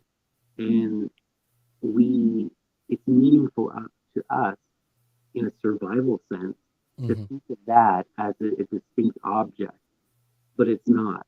And the same thing with ourselves, Mhm. right? We are a pattern. Our individuality is a pattern that we like to think of as a distinct individual thing. Of course. It's actually just a meaningful pattern that we've been able to recognize in a larger field. And influenced by many things. It's all made up. If nature versus nurture. If I was dropped in, a desert, the Justin that you're talking to now would be a completely different person than the Justin born in Chicago. But the same parents put in another environment will create a totally different person in that sense, which will be different patterns and so on, which will be a totally different identity of whatever I think I am. And exactly that. We are not who we are. We're just a collective of our experiences and influences when it comes down to it, which also manipulate or project onto the rest of reality in that sense, just like to the extent of what you were saying, Jeremy, when you're always in a negative mindset, you're always going to see the bad in everything. You're always going to see the negative in it and everything. Yet And why until is that red? yes, exactly. Is if you look at I like using dreams for because you can it's easy to understand for people to look at an alternate reality in a sense, Correct. right? So imagine in a dream there are two dream characters. One could be the dream character that you're experiencing the dream through, and the other dream character could be just another dream character you're encountering. Or it could just be two other dream characters that you're not experiencing the dream through. Let's just pick two random dream characters, right? Both of those are much more connected than they seem at first if you're not lucid, right? If you're not aware that it's a dream, you just think that they're two separate individuals, right? But if you become lucid, you understand, oh, actually, these are just two different parts of the overall pattern that exists that is me, you know. And when the dream ends, do those patterns go away, or are they just not being rendered um, into a symbolic experience anymore? Those patterns still exist, right? They don't go away when the dream ends. They're just not being rendered out in that same way of an experience that your consciousness is being presented with. And then why would we have reoccurring dreams if that was the case? Was that because something is just triggering whatever particular experience? The pattern is still there, right? Yeah, yeah, yeah, yeah, yeah, yeah. That's true. That It's a makes pattern. Yeah, exactly. It's a You could pattern. be stuck in a pattern. It could be a looping pattern, a repeating yeah. pattern. That's maybe there's something wrong, and that's why it keeps repeating. And you your conscious awareness is brought to the focus of that because it's something that needs attention. How does Me one forgetting my how, life. how does one decipher what they're dreaming if they don't understand this, Jeremy? I mean, if if I wanted to go look at, okay, I'm going to sleep. I want to sort of control my sort of what I'm dreaming, or control what my dreams are sort of projecting. Or dream, How does one go about doing something like that? yeah, it's called dream incubation. So there were dream temples back in ancient Greece, like the Temple of Morpheus. and they would have dream incubation practices where you would go and you would sleep in the temple and you would prepare yourself and you would meditate on the problem, on the issue that you wanted to resolve or to get messages from. And then having that charged environment and having focus on the issue that you wanted Hmm. when you had that dream, that when you went to sleep and dreamt, there was a much more likely chance that you would have a dream based off of the thing that you had been focusing on all day. Hmm. Just like it, any day that you go about your day, when you have a dream that night, the biggest influence on that dream is the events that you encountered during that day. Exactly. Yes. And so if you can engineer certain experiences for yourself for that day, you're going to incubate a certain type of dream that night. And you can use iconography, like some people will incubate a dream with a tarot card. Hmm. For example, want a tarot card that represents the thing that they want information on or they want knowledge or insight into. For example, Do you see that, Jeremy? um, So, what do you think about my theory that people you meet in dreams are other people around the world dreaming? So sort of like a grid, if you will. So, people like what is that? Lucid dreaming. Where you can sort of make people astral projection sort of thing, is it not, where people sort of make contact through in dreams, where somebody else is, somewhere else in the world, they're sleeping and they can sort of make contact, if you will, of sorts with another person who's dreaming elsewhere in the world. yeah, I think that that's possible. But I think that most of the time, when you are having a dream and you encounter other dream characters, usually I believe that is um,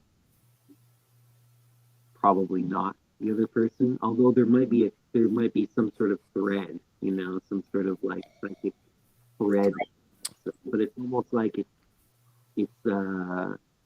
you've got like a reflection of the whole world within your own self in a sense. And it's like that's your version of that person in a Yeah. sense. Or it's a part of you Hmm. represented by that person. I could And go with that. usually when we're in the waking experience, it's the same thing.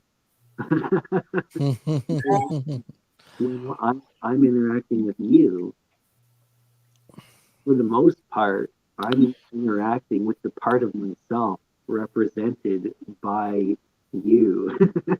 Well, let me ask you, like, I'm using okay, going into this a bit it more. for my own internal dialoguing. Dude, And that's what I think most If, people are doing most of the time. And here I am talking over you, not listening to what you're actually saying no, that's okay. because I'm just interacting with just different parts of myself and yeah, using you guys as proxy for those parts of myself. yeah, yeah, yeah, Mm. yeah.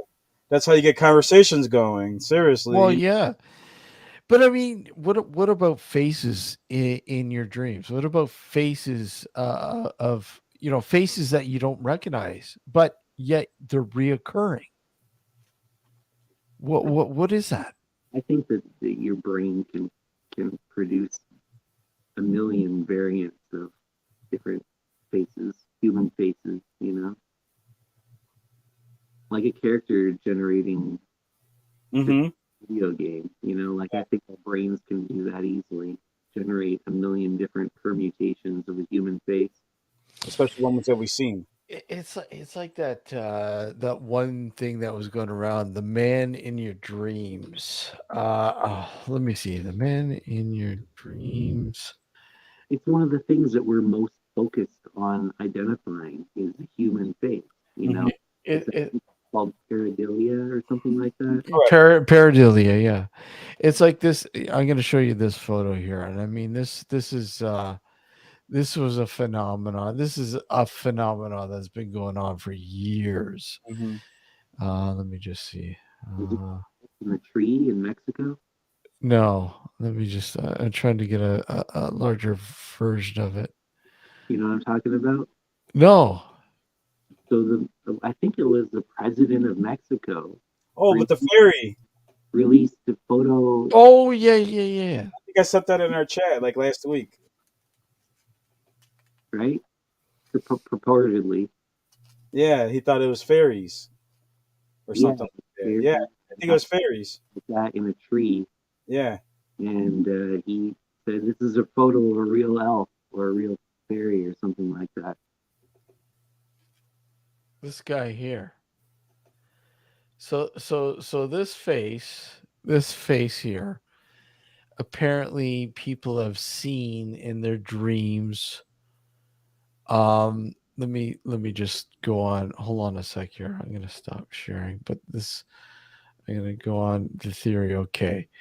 So this was made up so it refers to a person who was claimed to have had been repeatedly seen in dreams worldwide since 2006, but was never found in the real world. So apparently, this was a phenomenon. That face that I showed you, that's me. But I mean, a phenomena again, a face that looks so familiar, but we don't know who it is. But they look so familiar. It almost Again, reminds me of what you call it. Oh my God.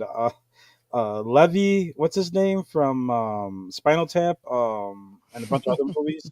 Oh God, I can't think of his name. It's horrible, but it kind of reminds me of with the bushy eyebrows and everything, and maybe as I Jerry was saying earlier, you said this was 2006 that they did well this. that when the phenomena happened, and I've seen the face several times, something to do with dreams. He's just got one of those faces. It Yeah, just one, but it's funny because I remember I was in Tampa, or sorry, St. Petersburg, Florida, a few years ago, and I wish I could find the photo, but I can't find it right away.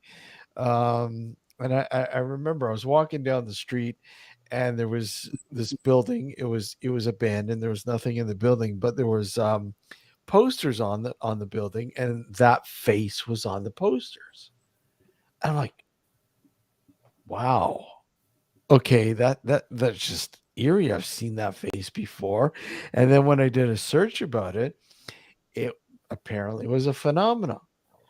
In well, I guess 2006 it states, but I mean, why? Why would that face be so familiar? And it's like, you show a person that and they go, "Well, hey, I know that person. yeah, I've seen that face before." And I think they were saying 9 out of 10 people who were shown that face seen it in a dream. interesting. I mean, I In a made dream. connection to. Why would that many people say they've seen the same similar face in a dream? I, I mean, maybe because in 2006 we had a bunch of data at that time. Maybe we're force fed. Yeah, Maybe our consciousness was contaminated.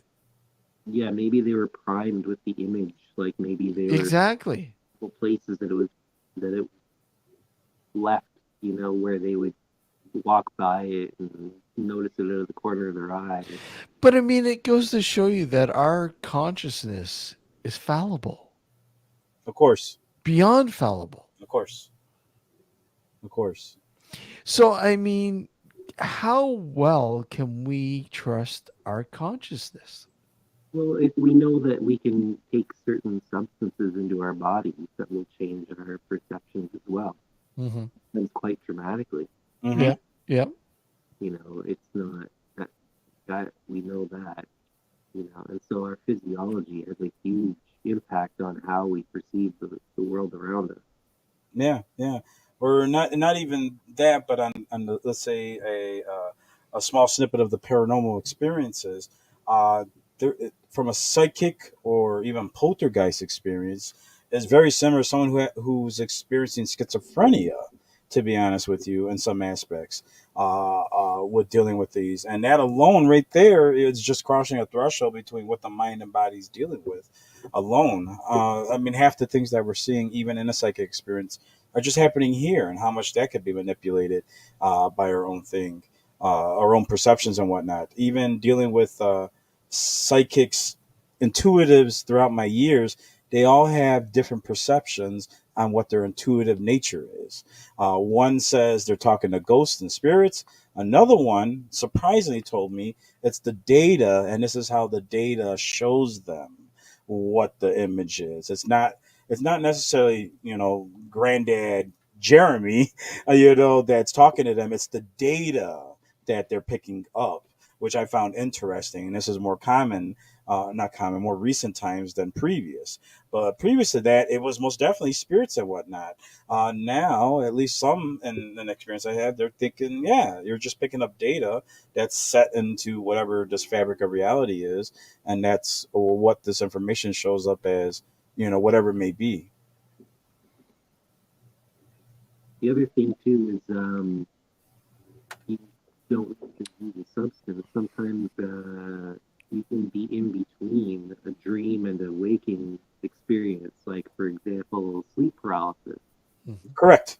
I've experienced it a bunch of times, and Yes. including where there was a figure sitting on me, and I perceived that figure sitting on me. And the way that I kind of understand this is that you're getting information from both main channels. So you've got like the data stream that's coming in from your physical sense organ. Mm-hmm. When that gets rendered into a fully immersive experience, we call that the waking experience. Hmm. Yeah.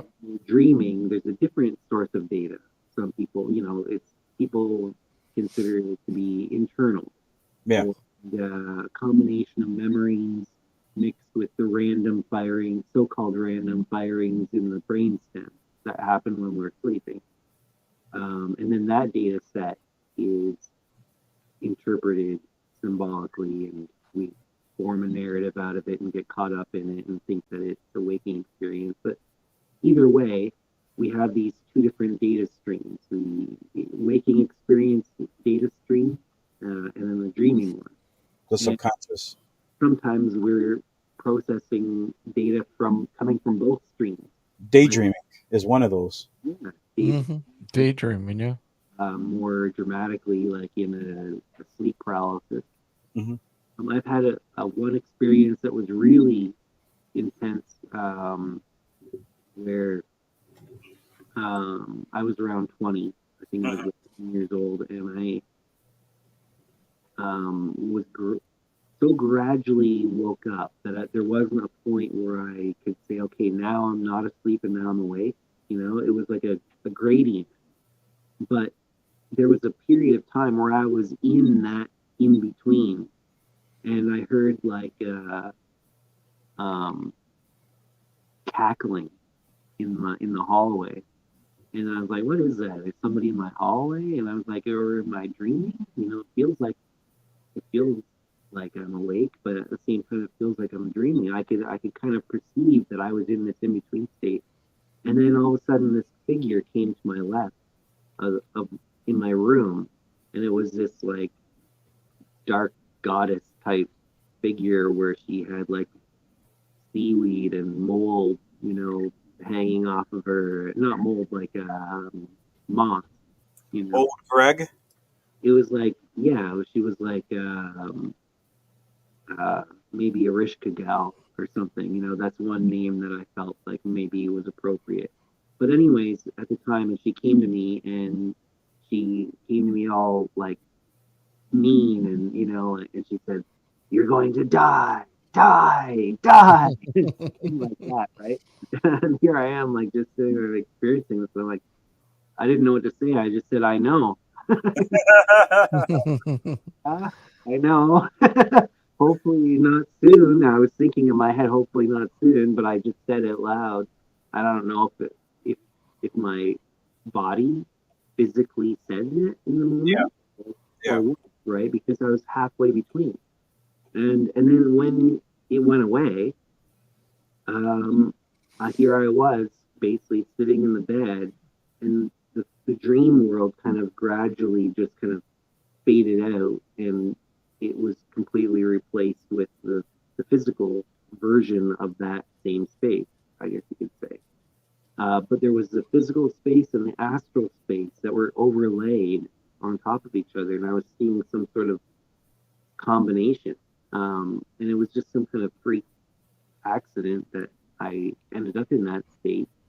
But then I felt it kind of change. But here I am sitting there with my eyes open, and then eventually I'm awake, right?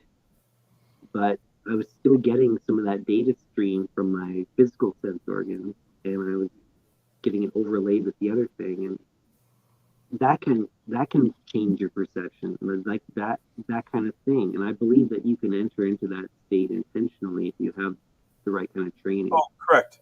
Yeah, yeah. DMT is the main chemical for dreaming. Dream chemical. And most of my spiritual or paranormal experiences, as well as the ones that I've collected over the years from other people, a lot of these experiences happened while they were coming out of sleep, or being awakened for whatever reason that may be. And one of the experiences I've had while on sleeping pills, because I was abusing sleeping pills for DMT. I the reality was, the threshold for that was very thin. The things that I was in my head, I was literally experiencing, and I had to go, oh yeah, I'm freaking on this thing. And then I came back. I came back to this, and I was like, oh, but in front of me, and this is the example I was telling people once before while tripping.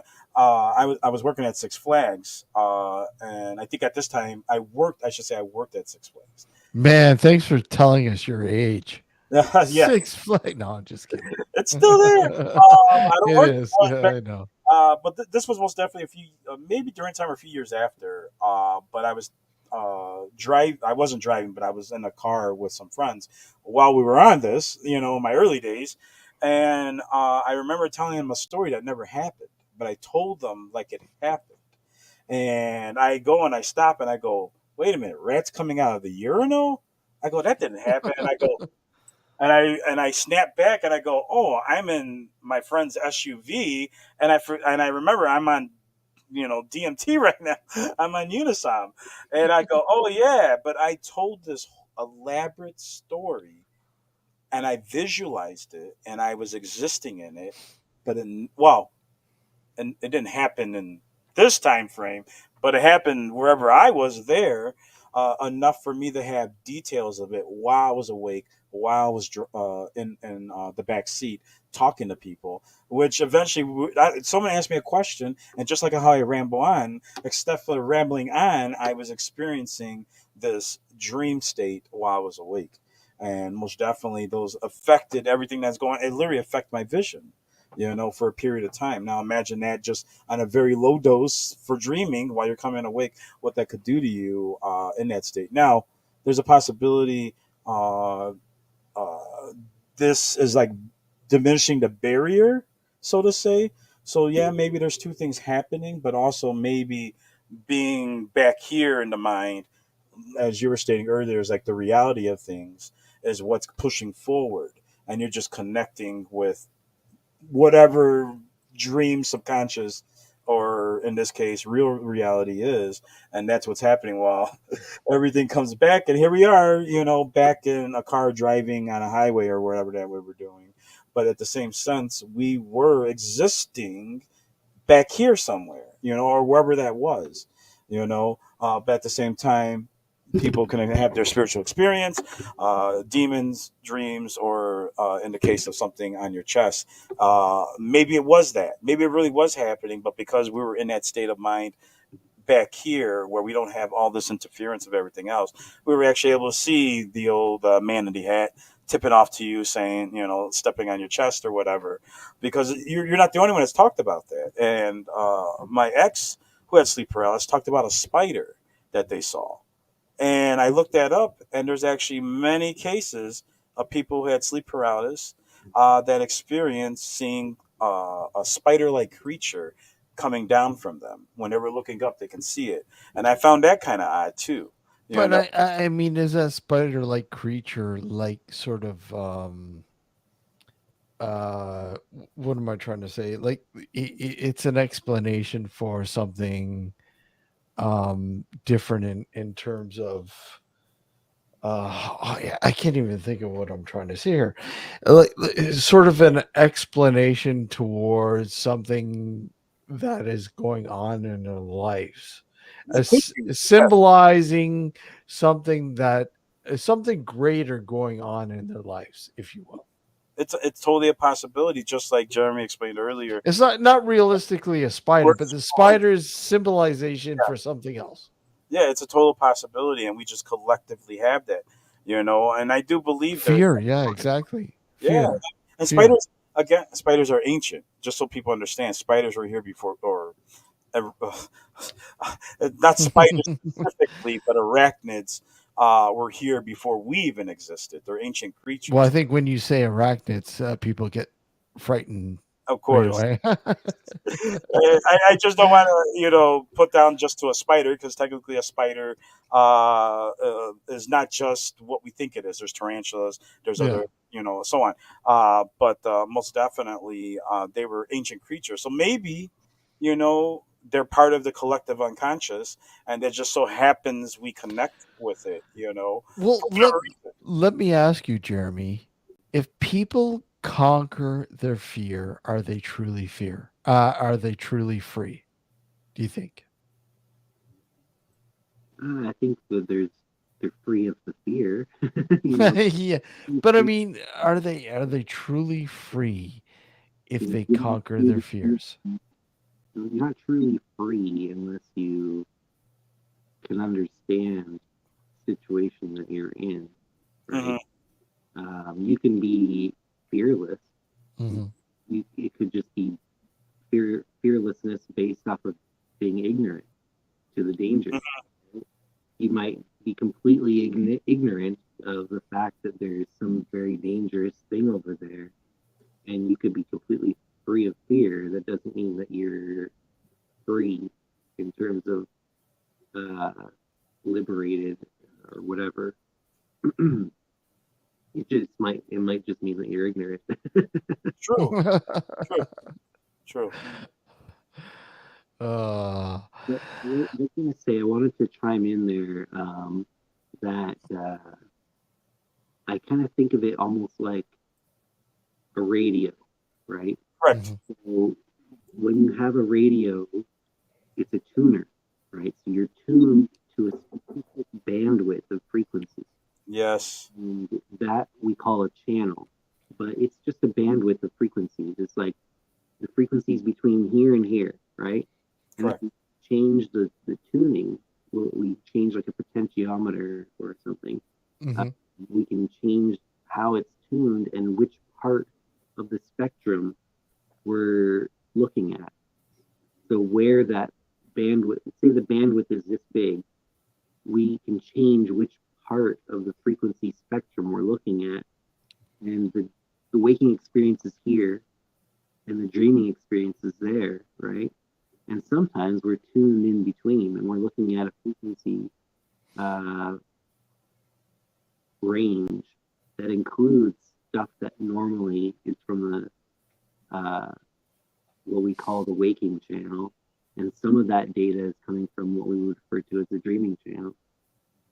And I think that it's possible also to expand that frequency range. So we're taking in more information at once and rendering it into an experience. And we can turn the radio off completely, and it's Right. possible to be consciously aware in the absence of experience.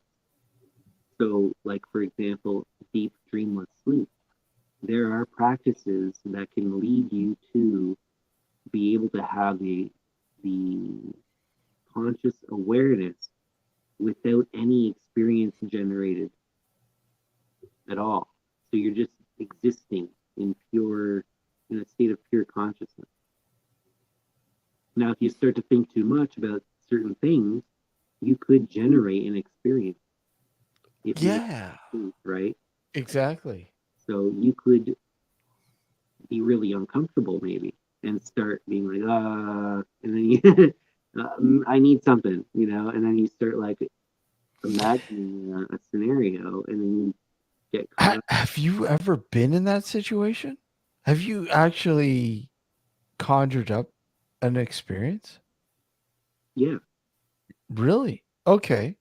yeah. So you're in that state, and it's almost like a void, right? Hmm. And then it can be very uncomfortable because you're not used to it. Yeah, yeah. So you kind of latch on to any little bit of experience and um, to feel comfortable, right? And so I remember one time I was able to kind of generate the experience of a physical sensation, Yeah. um, like wind rushing past my body or something. But that was the extent of it. I wasn't able to get it beyond that. I couldn't get a visual experience to get going, you know. And I got kind of frustrated, and so I kind of woke myself up, Hmm. switched channels to the waking channel, so that I'd have some sort of experience. Because at So the no, time, just clarify when you're saying waking up, you mean well, when I say waking up, I mean mm, on the dream of yeah. waking experience. Because the waking experience, I feel like is its own dream, Mhm. and what we refer to as the normal dream when Yeah. we sleep and dream, that is it's like our personal dream, whereas this is like the collective dream in a sense. But both are dreams, both are simulations, both are symbolic representations of something. They're not it in itself, And I think the reality is that field, that that enormous field on which uh, is being perturbed. There's some sort of big giant field, and there's something perturbing it. Hmm. And then those intricate patterns get identified by our mind as a meaningful unit. And that's when we start to divide things into into this and not this. And it's a survival mechanism. It would be difficult to survive if we didn't break things into distinct, discrete objects, rather than thinking of them all as part of you know, an emergent pattern within a larger field. Wow. But we That can get there, you know. No, I agree. I agree. And real quick on one point about the perceptions of dreams and maybe them being connected on that short, frequency where they both exist. I remember having one where I was dreaming of a bee, and the bee was in the room, and I had a spotlight that I could see it moving, and eventually it started flying. I was sleeping, obviously, and it was flying, and I can visually see it. I woke up, and where I was staring at it, I woke up and was staring at this bee or a wasp. It was actually a yellow jacket, and they made it through my window, and I was. But in my dream, in my sleep, because of the buzzing, I was able to create this picture. And what the weirdest thing was, I was able to follow it in my dream, and as I woke up, I was able to see it right in front of me, and that was one of the weirdest experiences I've ever had with the waking life at the dream world. It was very interesting of that. And on the point of creating and manifesting things in some sense, yeah, we can. Everything I've ever done in one way or another is what I've manifested, even up until this point. It may not have been exactly the channels that I romanticized, but most definitely everything that I ever wanted has happened in one form or another, and it's me putting it out there, which is somewhat kind of like who was asking about law of attraction. I'm not saying that is necessarily what happened, but in the various ways of my own meditations and conjuring things, it may have taken 2 years, 3 years to get to that point, but it did exist. It's manifested into reality through subconscious and conscious acts at that. Had to throw that in. Of course. Yeah, so I presume basically from that information that you were getting from your senses, from your body, your physical body that was lying prone in the bed, Mm-hmm. he was able to extrapolate roughly where that bee was, or the, Almost like echolocation in a sense. yeah, you could hear where from the stereo of your ears, you could kind of extrapolate where it was. I mean, your brain rendered it into the experience you were having in the moment. Yeah, And it reminds me of a time when I was a teenager, and I used to, at the time, I would put on music to go to bed, and I would like correct. listen while I was sleeping, and it would just be playing the whole night. And I remember waking up one time from a dream where I was on stage and I was singing like a Nine Inch Nails song, like that, and I Uh, woke up and that song was playing on the radio that I had set up, and I was like, oh, That'd be awesome. incorporating that, auditory information into the dream. Which Nine Inch Nails would that be? Which song would it have been? Oh, probably ta-da, probably ta-da. March of the Pigs. March of the Oh my Pigs. Yeah, god! there we go. I was thinking that. I was thinking March of the Pigs. Great. That's one of my favorites. Literally. Uh, March great It's of a tune. good one. Great tune. the- Yeah. Holy shit. Great tune. God, I haven't heard that in ages. It's Yeah. been a long time since I've heard that. Oh my god. Nine Inch Maybe Nails. we should play it. Yeah, Get a maybe strike. canceled. Get a strike, and YouTube will take us down. Yeah.